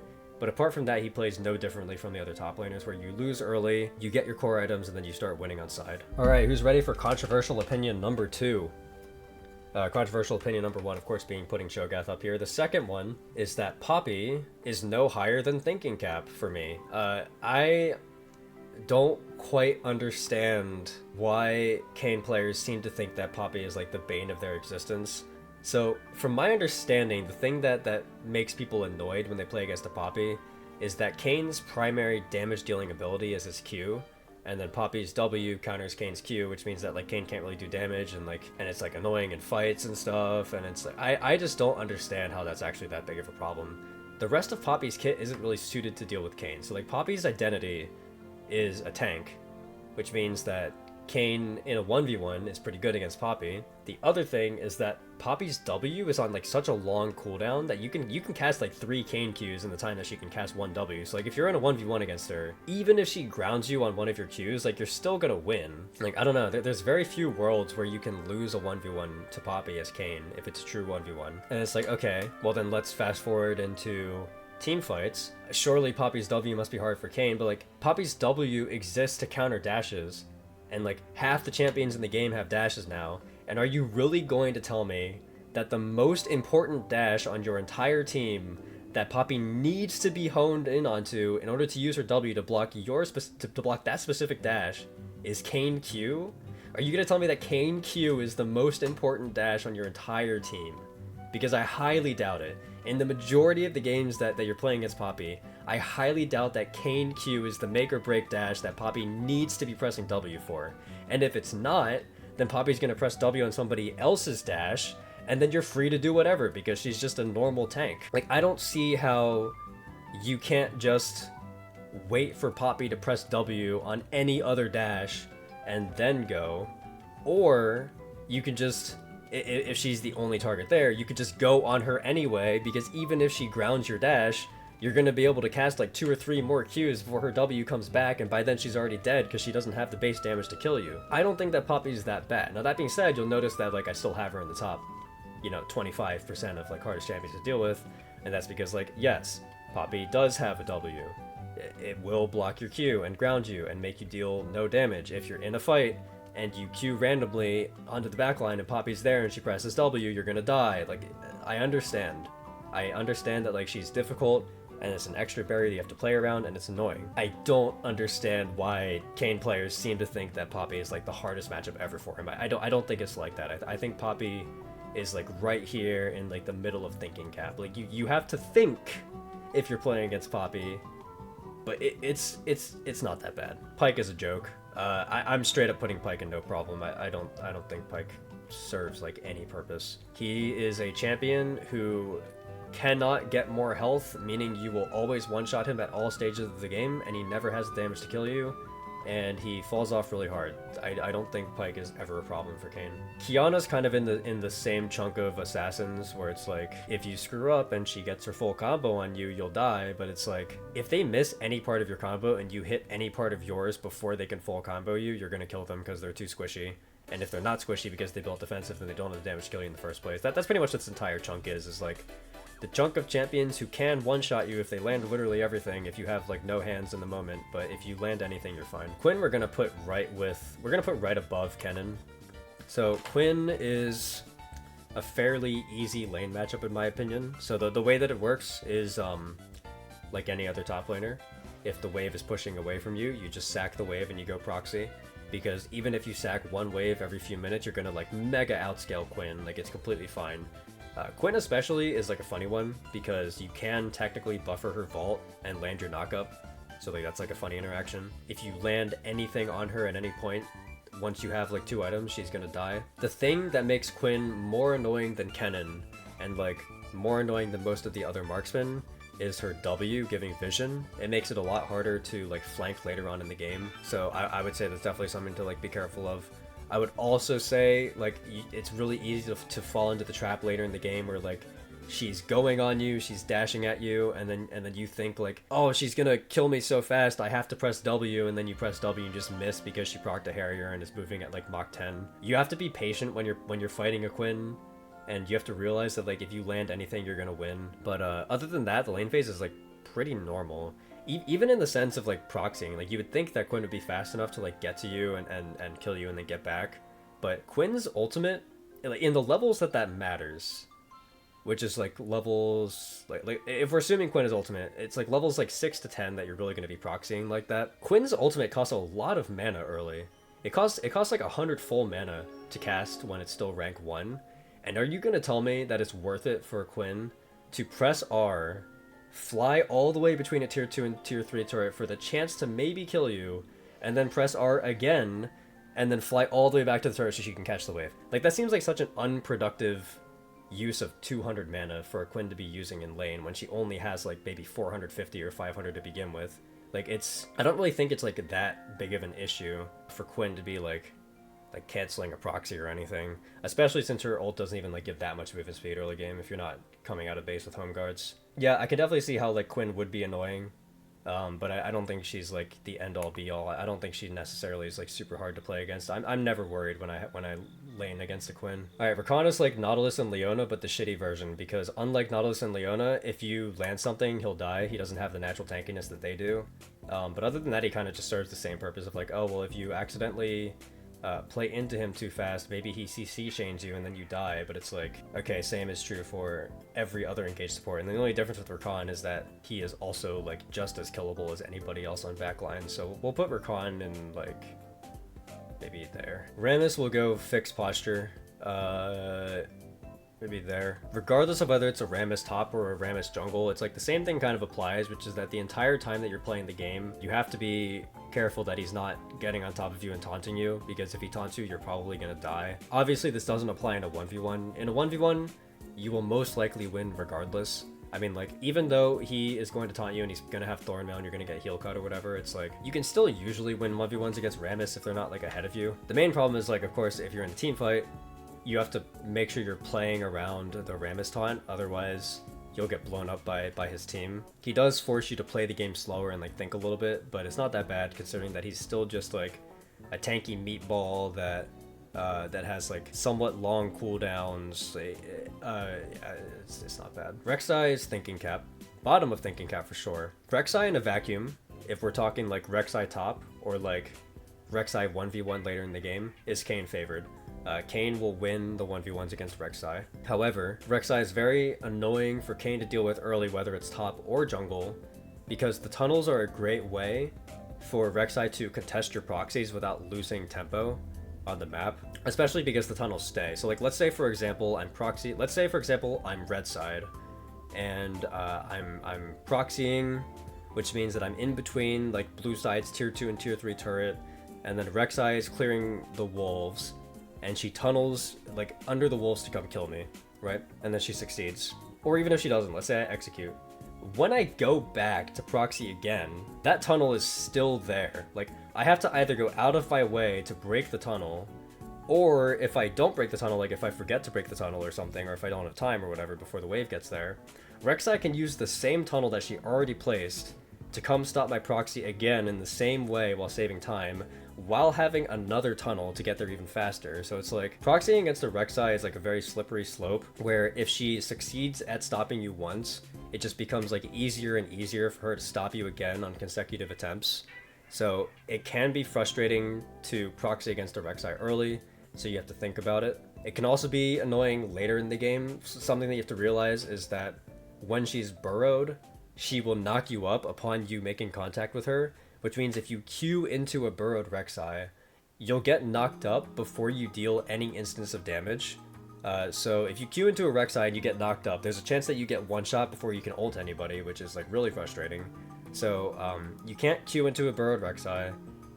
It's difficult to proxy into a Rek'Sai, but those two things aside, it is very easy to beat a Rek'Sai on side lane or beat a Rek'Sai in a 1v1 as the game goes on, so that's why she's not any higher than where she is. Rel is just like Rakan, Nautilus, Leona. It's just a shitty version of Nautilus and Leona where she serves the same purpose but isn't tanky enough to survive your burst. Renata can be a tough cookie. We'll put Renata in thinking cap, but it's not anywhere near on the level of Milio, Karma, Morgana, Lulu. It's not like any of that. So Renata can be annoying because she can stop you from killing the priority target by berserking them. She's also a disengaged champion, so like her ultimate is a good tool to stop you from getting onto backline. Her Q handshake, if it hits you, you're probably going to die, or you're gonna have to call off your engage on backline, that kind of stuff.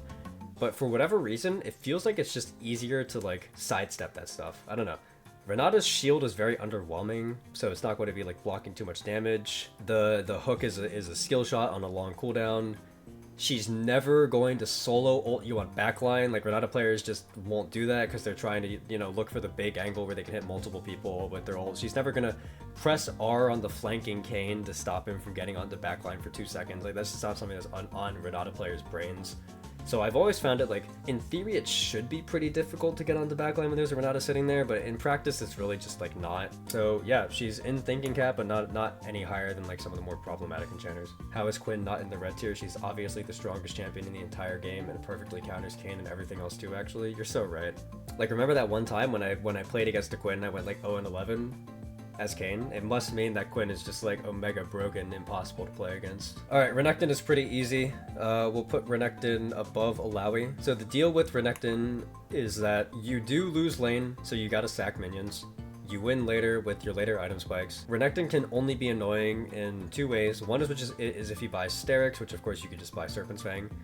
The other one is if you're stupid and you don't look at his Fury Bar and his cooldowns before you go in, and then he gets to land 2 empowered abilities on you and then you die. But as long as you don't do that, you should be fine. Like, if you don't play into like a full Fury Renekton and expect to win, you'll be okay. If you just like try to like get your item spikes and then fight a Renekton without turning your brain on, you might lose. So you do have to think a little bit. But for the most part, Renekton is kind of like a standard cookie cutter top lane matchup. Okay, Rengar is thinking cap. Rengar is one of the only assassins in the game who will pretty much always have the damage to one-shot you at all stages. So it is something that you have to be able to like play around and think about. If you're against a Rengar top, the lane is like insufferable and like you have to go proxy. If you're against a Rengar jungle, then like Rengar is always gonna have the damage. The reason why Rengar isn't higher than where he is because it's technically a skill matchup. Because when he presses R, if you press W at the right time, you can knock him up, cancel his ultimate, cancel all of the damage he does, and then kill him like while he's midair. So if you're good enough, it's not that bad. Now, like, in practice, do I actually manage to get the knock up all the time? Like, no. But I do understand that, like, if I could, that it's technically a skill matchup and it's just, like, based on my reaction speed. So I can't, like, in good faith put Rengar, like, any higher because I know it's not that bad. Riven goes into the same tier as this bunch of funny top laners. The ones where if you try to interact with lane at any point, they kill you instantly. But if you can proxy out of the matchup and then get your core items, you can deal with them later. Riven is definitely the hardest of the bunch because she has the most mobility, meaning that when you go to proxy, it has to be like 100% the right time because Riven does have the ability to dash to you, kill you, dash back, and not lose any of the wave. So you have to be like a little bit more careful when you go to proxy, but the more that I play the matchup, the more that I find that it's really not that bad. And on top of that, if you take the Conqueror Ignite setup, you can kind of fist fight the Riven at most stages of the game. Like, she's really not impossible to beat in lane. Now, like, if you screw up once, you're gonna get insta-punished and die, but like, that's the same thing for any Riven matchup. Like, you could be playing Alawi into Riven, and if you screw up once by accident, you're gonna die. Even though Alawi like hard counters Riven, it doesn't change the fact that Riven is really good at punishing mistakes. So like, it's no different with Kayn. If you want to take Conqueror setup and go fighter, you can win. If you just want to play it safe and go scaling setup, you just have to make sure that you pick the right times to proxy so you don't get punished.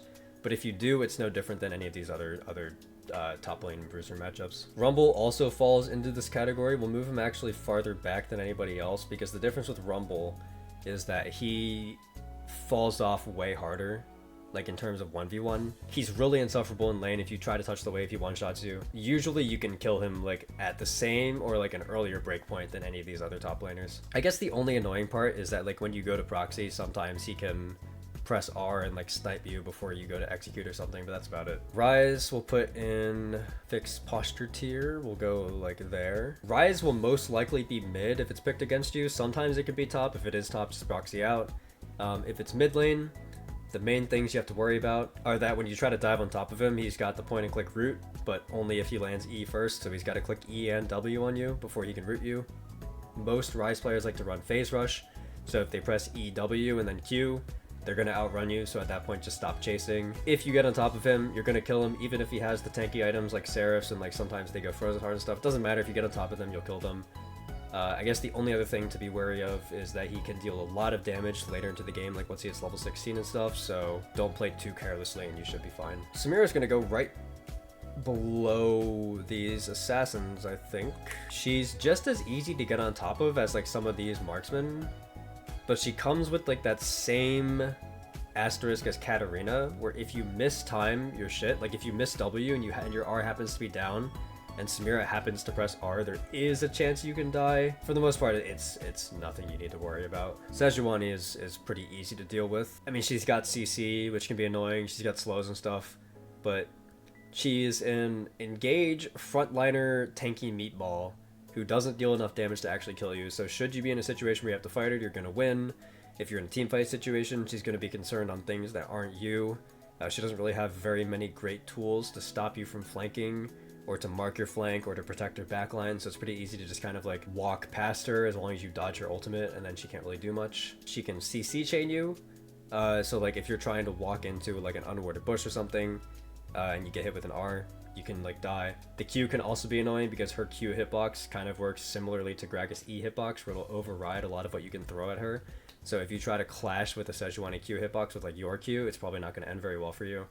But for the most part, it's pretty easy. Okay, Senna's an interesting one, because if this was old Senna, she would be in no problem tier. New Senna, I haven't played enough against. I know that new Senna is broken, but I'm gonna be honest. I've played against it maybe 3 or 4 times, and it still doesn't feel that bad at all. I'm gonna move her up to thinking cap, because I feel like in theory, now that her shields and her heals are like way bigger, she's probably way more problematic to deal with. But it doesn't change the fact that she has very low mobility, isn't very tanky for the most part, is easy to kill if you get on top of her.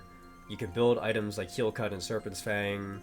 I feel like it's definitely more playable than the other enchanter supports, even if she's like definitely super broken right now. And who knows, by the time I release this video, maybe she'll have been nerfed, so she won't even be that bad in the first place. She's getting nerfed next patch. Okay, yeah, I figured. I mean, like, same thing still applies. Like, now that she's more based on healing and shielding, I'm sure she's gonna be harder to play against.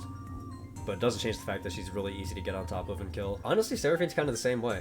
You would think that, like, Seraphine's one of the, like, stronger enchanters in the game for that kind of, like, team-oriented death ball, like, backline purpose. But at the end of the day, Seraphine just doesn't provide enough effective health to ever stop you from killing the targets you need to kill. You need to think about it, because she's an enchanter. Like, her shield and her heals are way less intimidating than like, most other enchanters for what Kayn wants to do, which is one-shot a singular target. And she's very easy to get on top of. She has, like, very little self-peeling tools. Yeah, not much else to say there. Set is easy. The deal with Set is that there's only one situation in which you lose the side lane to him, and that is if you fully stack his grip bar, then he stuns you on a minion, then he hits you with a full W, and the W kills you. If all of those things happen, he'll win. If any of that goes wrong, then you win. So if his grip bar isn't fully stacked, or if he doesn't stun you, or if the grip bar is fully stacked and he stuns you but it doesn't kill, if any of that happens, you'll win. Because, like, Set is a very squishy champion who doesn't like to build resistances. You're a champion who likes to cut through max health and heal based off of it, and, like, fight these bruisery champions. Like, you'll just win. The funny interaction is when he doesn't stun you off of a minion and goes to press W, and then you just ult the W, and then in your ult you can wait out the grit shield, and then he'll miss the damage from his W, and then he has no damage, and then it's like a super free kill. But I'm not putting him in no problem tier, because there is always, like, that slim chance that if you play like an idiot and you let yourself get stunned into the haymaker, that you'll lose the fight. What is there to say about Shaco? I feel like with Shaco, it's definitely like you've got to fix your posture a little bit. We'll say maybe like there. So Shaco, very squishy. If you hit him, he's dead. The boxes are not usually a problem. Like if you manage to see a box, you can kind of just kill it instantly. That being said, the boxes can be very good tools to like deal with your flanks. So you have to know going into it that like if you're gonna flank, you should probably have a sweeper. You should probably not walk through like obvious bushes where boxes could be, like stuff like that. I don't know, make sure you don't do stupid things like ult the clone. Don't chase the Shaco, that's like another obvious one I guess, but like for the most part Shaco is not really a big deal. If you manage to hit him with a W, you can probably kill him. For the most part, he's not going to be your priority target unless he's like super fed anyways. If he is super fed, you can always summoner swap to like Ignite or Exhaust, so that way you know which one the real Shaco is when he uses ult in a fight, like that kind of stuff. Shen is going to go into Thinking Cap. We'll put him actually like above Malphite. No, we'll put him above Jace. Okay, so Shen is a champion where if you take a laning setup, you can win. If you take a scaling setup, you definitely can't win because Shen has a lot of base damage with his Q. Regardless of which setup you take, you're going to be able to beat him on side lane later. The main problem with Shen is that he is really good at protecting backline when you dive on top of him. When you're playing Kayn, you kind of want to do two things. You either want to dive backline in a team fight, or you want to pressure side lane in such a way that, like what you would like to do, assuming that you can't just like slap turrets, is you would like to kill somebody on side lane. So, and if it's not Shen, like let's say you're going for the mid laner, you can't really do that because Shen's ult will stop you from killing the side lane target. So he makes it so it's difficult for you to have an advantage going into the fight. And then once you're in the fight, you have to be careful that he's not ulting the target that you want to go on, because Shen's shield is like really fat. Now, if you go Serpent's Fang, it's like really funny because then Shen's shield like doesn't matter at all. So like you kind of have to go Serpent's Fang. But it is one of those things where it's like, he always has a decent amount of map pressure that you have to be considering at all times. He's very good at protecting backline, like that kind of stuff. He will beat you in lane if you don't take a laning setup. So it's like all of these elements that you have to like think about that makes him deceptively harder than you would imagine him being. Shyvana, we're gonna go close TikTok tier. Regardless of whether you're in top lane or jungle, it's kind of the same thing, which is the only real threat she presents on you is spamming Empowered E with her ultimate. Other than that, if she tries to fight you at any point, you kind of just win. Like, she is a very stat checky champion. She doesn't have very much sustain, so any damage that you do to her is gonna stick. And then any damage that she does to you, you can out heal with like your ultimate or your passive and stuff. So not really a big problem. Just make sure that you're not getting like poked down with multiple empowered E's, and you should be fine. Singed is also easy. I'll say it's like easier than Garen actually. Yeah. So Singed players love to proxy. If they do proxy, that's really great for you because you scale better than them, so it's like it doesn't even matter. You win on side lane super hard. Singed players never want to build like super tanky because otherwise they do no damage. Regardless of which way they build, you're gonna win the 1v1. Even though Singed players scale super hard, like I said, you scale harder. The only thing that like makes Singed a like closed TikTok instead of no problem is his W pool. You have to be careful when you're playing against a Singed that you're not like playing into getting grounded. When you're going for a flank, that the Singed isn't there waiting to ground you or like flip you or something. But I mean, like, that's like really basic stuff, and the puddle's like really small and like nowhere near as problematic as like Cassio's puddle, for example. So Singed goes like down there. Sion is mega free. Your champion perfectly counters his champion. You outpush him. You beat him at literally every stage of the game. There's nothing that he can build that will like stop you from, or that'll stop you from killing him. I would say that like those kinds of super tanks are definitely the easiest matchups for Kayn. Sivir goes here, right, with like the more mobile, kitey, self-peely ADCs. It can be annoying to get on top of a Sivir, but it's not that bad. There's multiple things you can do. You can buy the jungle pet so you have access to smite, or like empowered smite to smite out the spell shield. You can buy a Tiamat item so you can Hydra the spell shield off, or like Stride Breaker it off or something. You can just press Q, and then your Q1 will break the spell shield, and then Q2 will damage her anyway, so you can still ult. Like, the spell shield really isn't that much of a problem.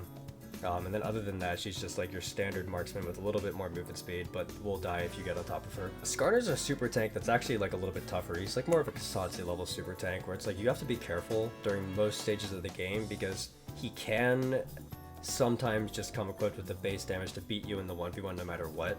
Obviously, like nowhere near as offensive as like Cho'Gath or something, but you need to be careful not to always just face first, try to always beat a Skarn in a 1v1 because sometimes it just won't go your way due to like his Q damage and his passive damage and how much CC he has. So you can't just like AFK try to fight him like any other tank and expect to win.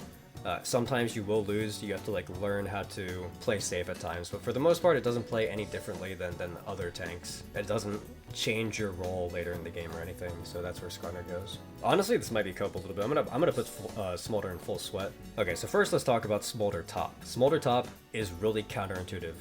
You can't lane against Smolder top. I know it's like you would really want to because you don't want Smolder to stack for free, but the issue with base Kayn is that he has no tools to actually stop Smolder from stacking at all. The only thing that you will do is make it worse by giving him an extra target to stack on with his spells. Like that's all you can do as Kayn, is just be another meatball to like get more Q stacks and W stacks and shit. It's like, it's not worth it to stay in lane even though you'd want to like stop him from stacking. You can't stop him from stacking. Even if you take like W max Comet setup, it's still just not enough. The Smolder's gonna have fleet footwork. It's just kind of like doomed. Like you have to go proxy. Same thing as Kayle. You have to know that you're going to be against a fully stacked Smolder by like the 20-minute mark, assuming he's not stupid. And then after that, it's just about which late game carry can execute better. And it's like you have to be like on your game the entire time. Playing against Smolder mid or Smolder bot lane is much easier because then they're actually against laners who can punish them and stop them from stacking all the time. If you're against a Smolder top, it is one of like the most difficult things ever because you're just sitting there proxying, knowing that it's not actually that good for you to be proxying, but you have no better choice because your champion can't punish him. Whereas like, at least if they're in a different lane, they're probably only going to have like maybe 10 stacks a minute or like 8 stacks a minute or something. In top lane, he's gonna have like 11 or 12. It kind of is what it is, and then at that point it's like, can I just play better than the Smolder? Can I carry harder? Which is never like a super fun way to play. I would say Smolder is actually even like harder than Aatrox. Not as hard as Kayle though. I mean, I think Kayle's still more useful than Smolder in most games if it gets super late. Sona is thinking cap. She is a target who is easy to get on top of and kill like Seraphine, but she scales way harder, is way more dangerous if you fail to kill her. Her like shield and heal is like a little bit stronger. She has more tools to deal with you specifically. So like for example, she can use her empowered passive on her W to like put a mini exhaust on you. She can empowered cast her E so that way you're slowed. And we've already talked about like why slows suck. Her ultimate is much better at disengaging against instant threats like Kayn flank than Seraphine's ult is because it comes out way faster. So overall, she's just kind of like a stronger version of Seraphine when it comes to how strong she is against Kayn. Her only weakness is how squishy she is, meaning that if you get onto backline and she's like trying to protect the marksman, you can usually just kill them both if you get that close. Soraka's the same way. You have to like play specifically around her and build specifically around her and know that like she's gonna come in with the healing and the silence field and you're gonna have to position and stuff. But if you get there, she's just as easy to kill as the other backline targets that you'd be trying to get to in the first place. So those two, like top middle of thinking cap, but neither of them are like that crazy difficult. Swain is no problem. Honestly, no, we're straight up gonna put Swain right there. So Swain is really easy to deal with. So he only has one real form of CC, which is his E. I mean, like Swain players like to go Rylai's and like and whatever, and like they can slow, but for the most part it's really just the root. And the way that the root works is that it flies out and then it roots you on the way back in. So when you're against a Swain, you can just full send it onto the Swain. And then when he chucks the E at you, you can Q through him, and then the E is guaranteed to not hit. And then because Swain is a champion who thrives off of max health, but likes to build AP items, he has a lot of health and no resistances, other than maybe like armor from Azanya's. So every single time you Q him or W him or do anything to him, you're gonna heal for like a massive chunk of your health, and he's gonna take a bunch of health. It's super easy to kill a Swain with Kayn. You become super tanky whenever you fight one because he has so much health with no resistance that you can just shred through to heal. And there's nothing he can do to like get you off of him once you're on top of him. So Swain is definitely one of the easiest and best champions to play against as Kayn. Sylas is also, he comes with the added caveat that he can steal your ult, but I mean like if he steals your ult, it doesn't do anywhere near the like amount of damage that like a Kayn mirror matchup would do, because his ult won't heal him, so it doesn't matter when he uses it, he'll still lose. Other than that, he's just like your standard AP bruiser, like never quite has the damage to one-shot you, and then you hit anything and he dies. Syndra is a little bit harder than Orianna. I kind of talked about it when I was talking about Orianna, but Syndra, unlike Orianna, her self-peel tool comes directly out of her and then spreads in a cone. So when you're playing Kayn, it's a lot harder to just run at her and fight her. You have to like actually think about how you want to approach her. You have to wait for her to kind of use the cooldowns, or you have to walk at her at a weird angle. But then once you get on top of her, she has no mobility. Even if she ults you, like you can still press R, so like life is good. Syndra is not that difficult, but you do have to like be thinking about how you want to approach. Kench is in closed TikTok tier. Kench is another one of those super tanks that you would think you'd just be able to like steamroll right away. But the problem with Kench is that he actually, the threshold before you can kill him is pretty brutal. You need a lot of items before you can definitely kill him. And he is much stronger in lane than most of the other tanks are, so it's definitely one where you need to just proxy out and like sack waves and stuff, and then expect to like be behind and be losing, and then maybe even like you need like 3 or like 4 items to actually kill him. But it doesn't change the fact that he's still a super tank. You will pretty much always be more useful than him in fights. You will always outpush him on side, stuff like that. Not a big deal. Just like a little bit harder than Sion and Mundo. Talia is going to like be right around that same area that I had a champion in mind who I was looking for. But anyways, Talia is going to be like in thinking cap tier. It was Cassio. Yes, Talia is going to be right around where Cassio is. Her E effectively functions the same way as or not her E. Her E. Her E functions like effectively the same way as Cassio's W, in the sense that like it can be placed and then you can't interact with it. Like, you can't Q while you're in it, especially with Talia. Like, if you Q, you're just gonna die. Whereas, like, Cassio's W, you just can't Q at all. The extra layer for Talia that makes her, like, slightly worse than Cassio is that because of her ultimate, it's, like, a little bit harder for you to get away with proxying. That's the only thing that pushes her above Cass. Talon is the same thing as Qiyana. I would say Talon gets to that one-shot breakpoint a little bit faster. For the most part, he will likely not be able to one-shot you, and if he doesn't, you kill him. So that's how those assassin matchups work. Like, it might seem odd how I have all of these assassins here, like in like this lower tier, when it's like, what I'm saying is like, oh, sometimes the assassins can one-shot you. And like you would be thinking like, wait, but isn't that like the win con for every assassin? Why aren't they all higher then? So the difference is, let's say that you're playing something like Jinx, right?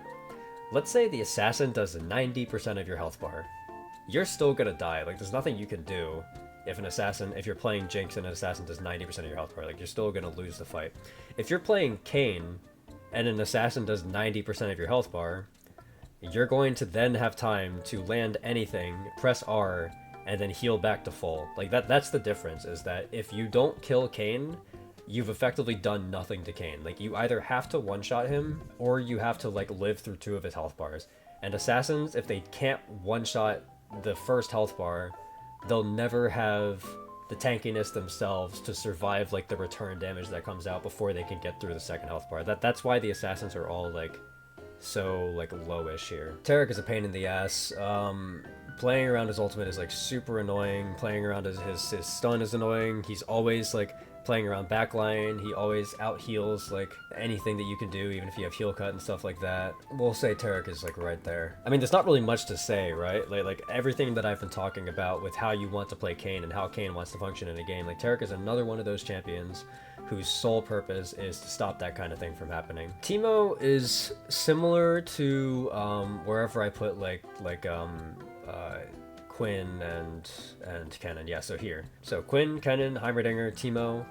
In lane, they all serve the same purpose, where it's like they'll beat you in lane, you have to proxy out, you'll kill them later once you have items because they're super squishy.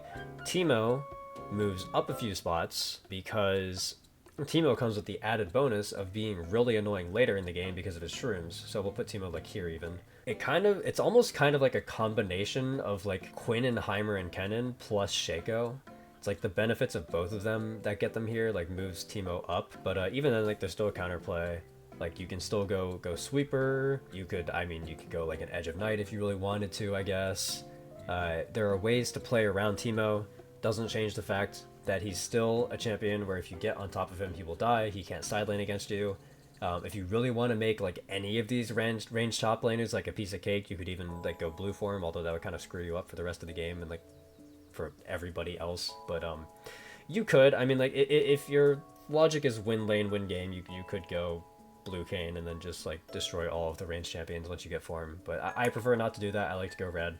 I'm just saying it's an option. The Team Mushrooms pushes him up, but it still doesn't make him like unplayable or anything. Thresh is honestly probably like up here. Thresh is one of those champions where it's like any time that it gets locked in against me, I feel like it just becomes so much harder to like kill the ADC. I feel like it's like, so here's kind of what I was saying about Leona and Nautilus, where the Leona and Nautilus is like sometimes they'll be protecting backline and it's like you feel like you have to like kill your way through them and like you can't get onto backline like unless they die first, and it's like it can sometimes feel like that until the Leona / Nautilus decides that it's time to engage, and then they engage and ditch their backline and whatever. Thresh players never do that. Imagine the dilemma with Leona and Nautilus, except on a champion whose entire role is to just like sit there and stand next to their backline and like permanently just keep threats off. Like that's what Thresh is.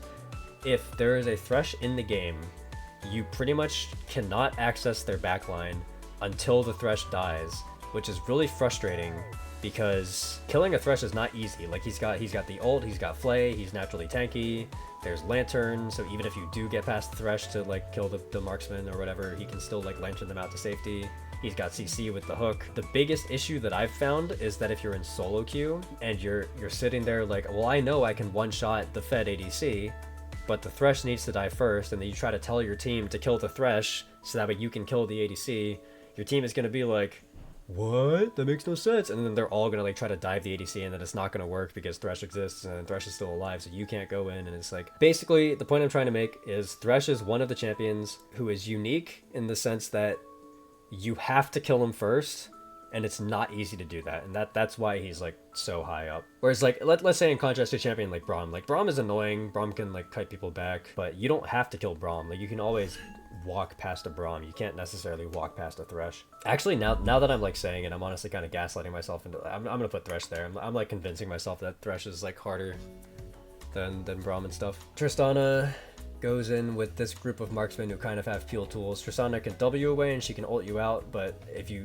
get to her, she's dead. Trundle joins this collection of hooligans. I'll put him above Olaf though, because there are situations later in the game where you can't side lane against him. Like even if you have the perfect items, there are sometimes, if you miss W against Trundle, your chances of losing the 1v1 drastically go down. And then there's also like another caveat where it's like Trundle is one of the champions where he has enough built-in sustain in his kit that if you fight him in a minion wave, he will likely be able to sustain like enough health back that you can't kill him. So like for example, if I'm against a Riven and she has Ravenous Hydra, if I deal a bunch of damage to her and then I press R, like she might heal some of it back if there's minions there, but not enough to win.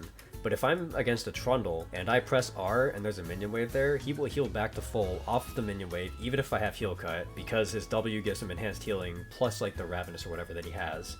And he probably has other lifesteal items, because Trundle players just love building more lifesteal. So it's like, sometimes you can't kill Trundle in a minion wave, no matter how far into the game you are, but he's still like a champion where it's like, you're more useful than him in any team fight.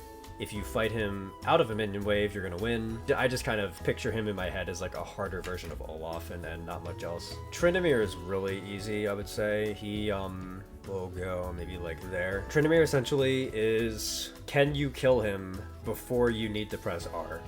And the answer is usually yes, because Tryndamere players love to build squishy. Essentially how it works is you burst down the Tryndamere with like your super high damage, you force him to press R, you wait 1 second, and then you press R, and then his ult ends before yours does, and then you kill him with the ult pop out. Like that's how the matchup usually works. The only time that Tryndamere can be tough is if he gets fed enough that he can kill you 100-0 before you can like get his first health bar back, which usually won't happen because Tryndamere is balanced around the idea that his ult will like keep him alive for an extra 5 seconds. So in most scenarios, you can just deplete his entire health bar and force him to ult. There are cases where if Tryndamere gets too fed, you can't do that, but in general, you just fight him until he presses R, then you wait 1 second, and you ult him, and then kill him. Twisted Fate, we'll say, is like, I'll put him at like top of fixed postures. So Twisted Fate is, he's got the point and click stun, If he goes top lane, he's going to shit on you in lane if you try to lane face up against him. If you try to proxy, he's got the ult. That said, other than the gold card, he has like no self-peel. Super easy to one-shot. Will pretty much never use the ult to try to catch out your flank. If anything, he's using the ult to like try to like get a pick or like kill somebody else. So like you honestly pretty much never have to worry about that like in a 5v5. Like you never have to worry about the Twisted Fate waiting for your flank by spotting you out with ult and then gold carding you. Like, Twisted Fate players don't really play like that. And even if they did, you're effectively stalemating with them, like, 1-for-1, because they can't do anything else if they're trying to do that. Yeah, definitely not, like, as problematic as you would think it would be. Twitch is, what I was saying was keeping Kog'Maw out of, like, the depths of marksman hell. Twitch is like pretty much like the ultimate version of that. So Twitch has the same long range that Kog'Maw has, but he also has stealth, which means that he's extra hard to get on top of, but he has no mobility and is always squishy. So I would say that he's definitely like not out of the closed TikTok tier, but he is definitely like one of the harder marksmen to play against. Udyr is pretty easy peasy as well. Put him like right next to Garen. So Udyr players can do like one of a bunch of builds. So if they go full tank, they play just like a super tank, same way that you would fight like a Mundo or a Scion. If they go full AD, then it's even easier to beat them, because then you can just like CC them and kill them. So imagine like a bad version of like Talon or Kiana.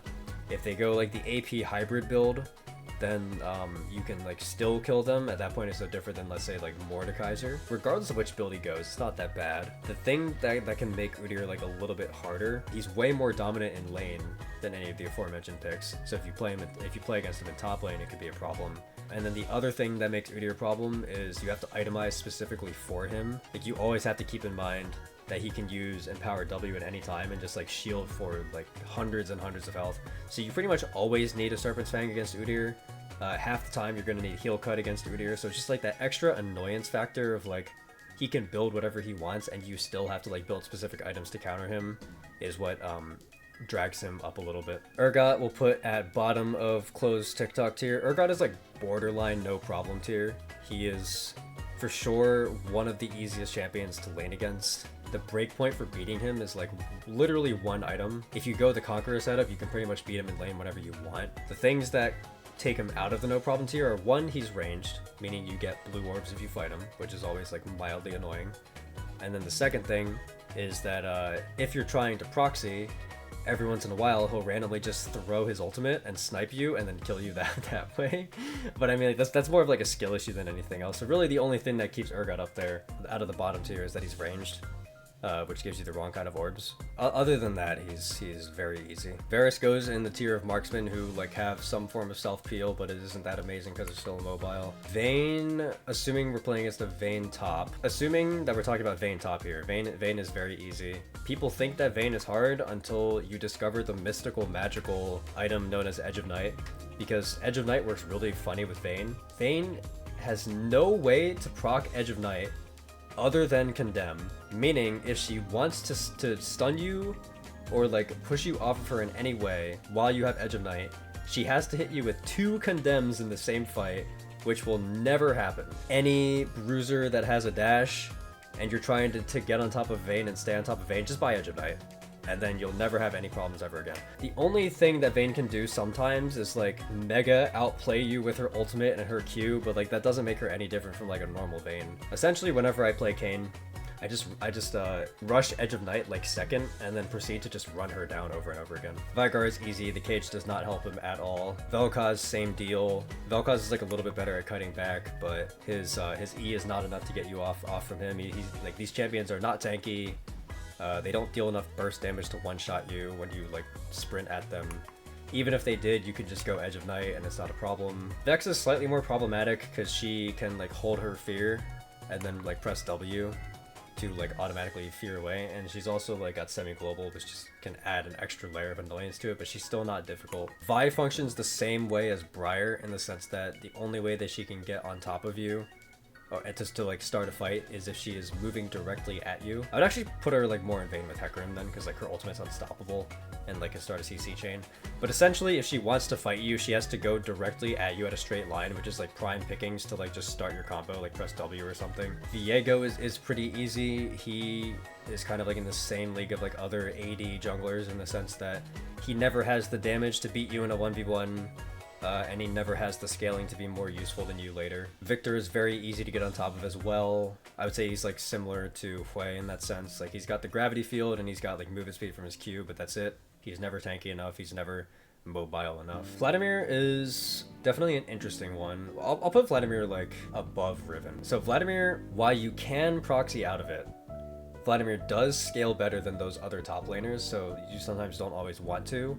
And the thing that makes it interesting is that you don't always need to, because Vladimir is one of the few top laners where you actually can beat them in lane if you just play it really well. Now, if you try to do that, you have to play really well. Like, it is difficult to lane against Vladimir as Kayn, but it is doable. Like, essentially, it's just like how you would play lane against Vladimir with any other champion, where it's like any time that his like empowered Q is about to come up, you've got to like space out. Even if his like Q bar is empty, you need to like only look for short trades, or otherwise he'll be able to like get his empowered Q and then like win the back end of the trade and stuff. So it's like you have to play the lane very slowly, but it is doable against Vladimir. So you can either do that, or you can just go in proxy and then maybe deal with the fact that like Vladimir's scaling is pretty strong. Either way, it's like doable, and either way you will still outscale.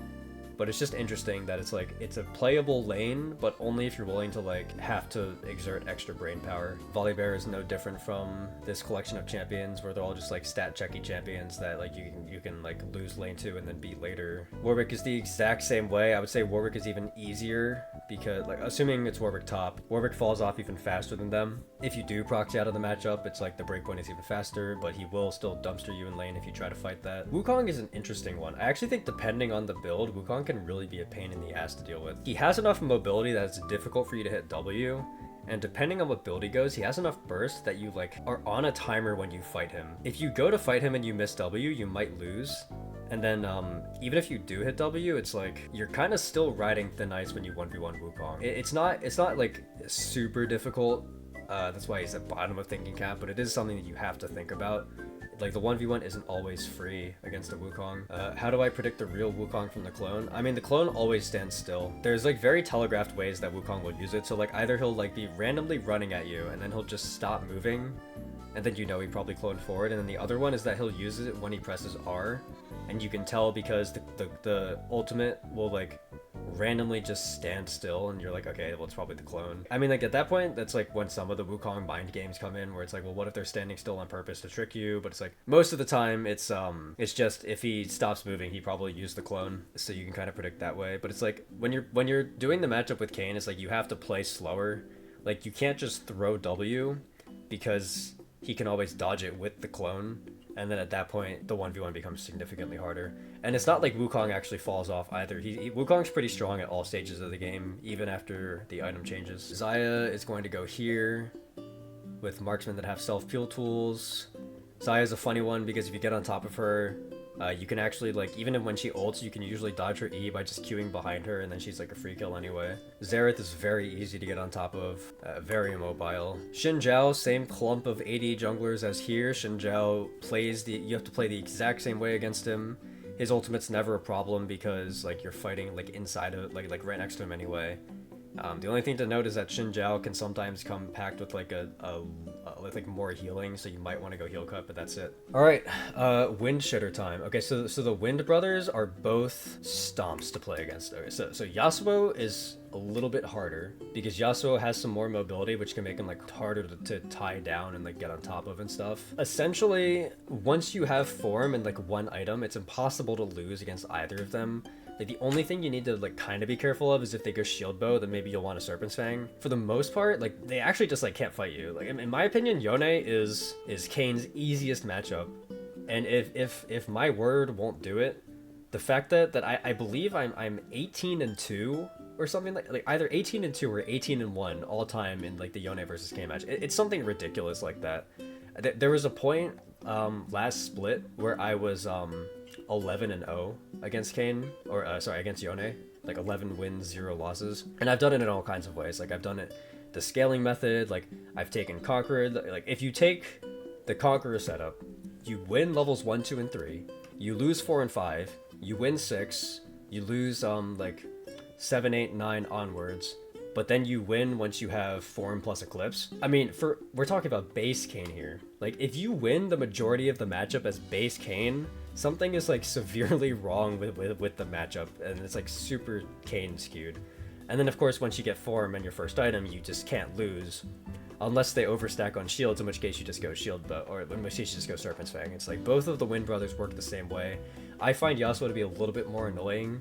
It can be a little bit harder to hit the Yasuo with W, but like Yone especially is just so easy because there's nothing that he can do to ever like hit you with anything. So it's like if you hit him at all, you've pretty much guaranteed your win, because his ultimate has enough of a buffer window on it that you can just ult his ult. Like it's so easy to react to, and then you just dodge his ultimate, and then your ultimate will like last long enough that like his E pullback it will like pull him back before you even have to pop out. So like you can play around that too. If the Yone is like building too many healing items, like you can just go Mortal Reminder. Every single thing Yone and Yasuo can do, it's like so easy to just itemize against, and then in the raw straight up matchups, it's so easy to just like DPS check them and win. So I think both of them are like jokes to play against. Yorick will put like here. Yorick is pretty simple. Kind of plays like Alawi. Get hit by E and you'll make your life harder, but like if you don't get hit by E, then it's free, and like even if you do, then it's not always that bad. I would say like the one thing for Yorick that makes him a little bit harder is that later in the game, depending on what build Yorick goes, the Maiden and the Ghouls can actually be like kind of a problem to deal with on side lane. Like I remember, this is kind of a skill issue on my part, but like for example, there was one time when I played against a Yorick who went 2 bruiser items, and then third he went Leandries, and then fourth he went Static, and then I remember he like sent 4 ghouls in the Maiden to push bot lane, and I was like, okay, I'm just gonna go kill them. And then so I queued into them, and I straight up took like 95% of my health bar in like 2 seconds, and I almost died. I was like, what the hell? So it's like, yes, Yorick is a very easy matchup. Like you can kill him super easily if you get on top of him. Even if you get hit by E, it's still not that big of a deal. You can probably still win. His W is completely useless since you can Q and E through it. But yeah, ghouls can be scary sometimes, so he goes slightly higher than Alawi. Yuumi, definitely on the more difficult side. I've been talking about the whole entire backline issue. Yuumi is forced to be on backline most of the time, so she's always protecting. She always has heals, shields. You need certain items to like kill the target that she's on. I mean, the only real saving grace, I guess, with Yuumi that doesn't make her as bad is that like compared to a champion like Maokai, Taric, Nami, Thresh, those champions are a pain to deal with the entire time because they're also stopping you from getting to your target in the first place. Yuumi can't stop you from getting to the target. You're always going to get to the target. It's just that when you do, Yuumi is there and will start healing and shielding. But the fact that you can like get to the target for free is honestly like enough to kill the target you were looking for in most cases anyway. Like there are times when Yuumi will have enough healing and shielding to prevent you from killing who you want, and then you have to itemize like heal cut, shield break, all that good stuff. The fact that Yuumi lets you get to the target at all is like just makes her way easier than some of the other disengagey options. Zac, regardless of whether it's top or jungle, is very easy. The key with Zac is to buy heal cut as early as possible. Like as soon as you think you want to start fighting Zac, you gotta buy heal cut. If you do, fighting Zac becomes super easy because all of his trade patterns are balanced around the idea that he's going to be healing fully from his blobs. So as soon as you go heal cut, he's like pretty much useless in most trades. Other than that, he just plays like any of the other super tanks, which are all very easy to kill other than Cho'Gath. Zed is actually, you would think Zed would go like in the same area as these other assassins, but Zed is a little bit harder. He's difficult to kill. Now most times you don't really need to kill him, but if you do want to kill him, he has like enough mobility and stuff that sometimes he'll just survive anyway. So that alone kind of pushes him up. Other than that, he just plays the same as the other assassins, where it's like if he doesn't one-shot you, you will win the fight if the fight is dragged out. And then the only difference is that if the fight is dragged out, Zed has an easier time actually like escaping and getting out than like Talon and Qiyana do. Zeri's gonna go in the same marksman tier as these guys. She's probably the easiest one to get onto. Well, nah, she's probably like right there. Even if she wall rides, you can react to it and press R and then just like wall ride with her. It's very funny. Ziggs, W and E are pretty good tools for him to help get off, but they really aren't that amazing. And then other than that, he just functions the same as Xerath, Vel'Koz, and Vigar. Zilean is probably like here. Zilean is very difficult to play against. The ability for, okay, so the ultimate is one thing, right?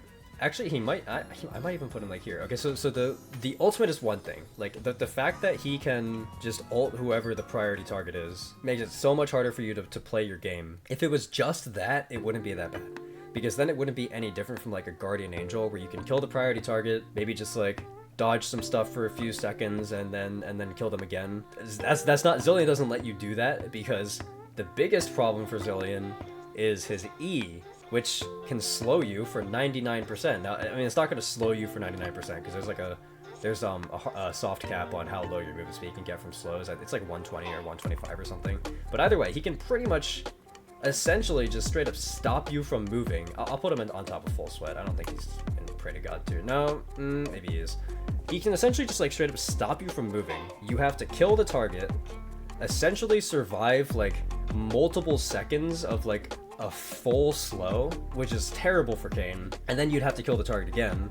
And on top of that, if you screw up at any point, you can never get out, because Zilean can then speed up his teammates to come and catch you, and all of that's assuming that you were able to dodge his double bomb stun while you were coming in the first place, in which he probably slowed you so that he could hit that.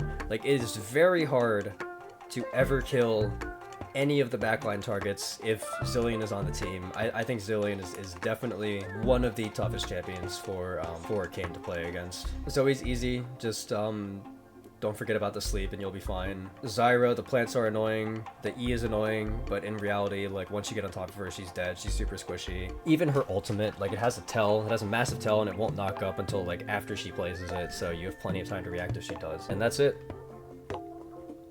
That's the entire tier list. Yep, there it is. So, a few things to note. You will notice I have nobody in the no chance tier. I did that on purpose, because if you think that there is a champion in the game that makes it so it is impossible for you to win a game with Kayn, you are coping mega hard. It just doesn't exist. Every game that you go into is like definitely winnable when you're playing Kayn top. Hardest matchup in my opinion is Ivern. That's why I permaban him. I've got nothing else. If I'm gonna do an outro, it's gonna be a scripted outro, so that'll be the job of future me anyway. Thanks to anyone who watched the video, and a reminder that you can buy my new merch at my fourth wall shop link in the description or on my channel store page. My next video planned right now is the 5 off-meta support picks, and I'll definitely be selling more sticker and pin sets of those too. I stream this all on Twitch, so make sure to go follow me on there to catch me playing some Kayn top live. The grind to Masters and Split 3 is next. I also have a Discord server, link to that in the description as well. I also have a Ko-fi page if you want to buy me a coffee, and any tips are appreciated. Finally, don't forget to use code Poro30 on tapin.gg if you want affordable coaching sessions for League of Legends as well. I'll see you all next time. Bye!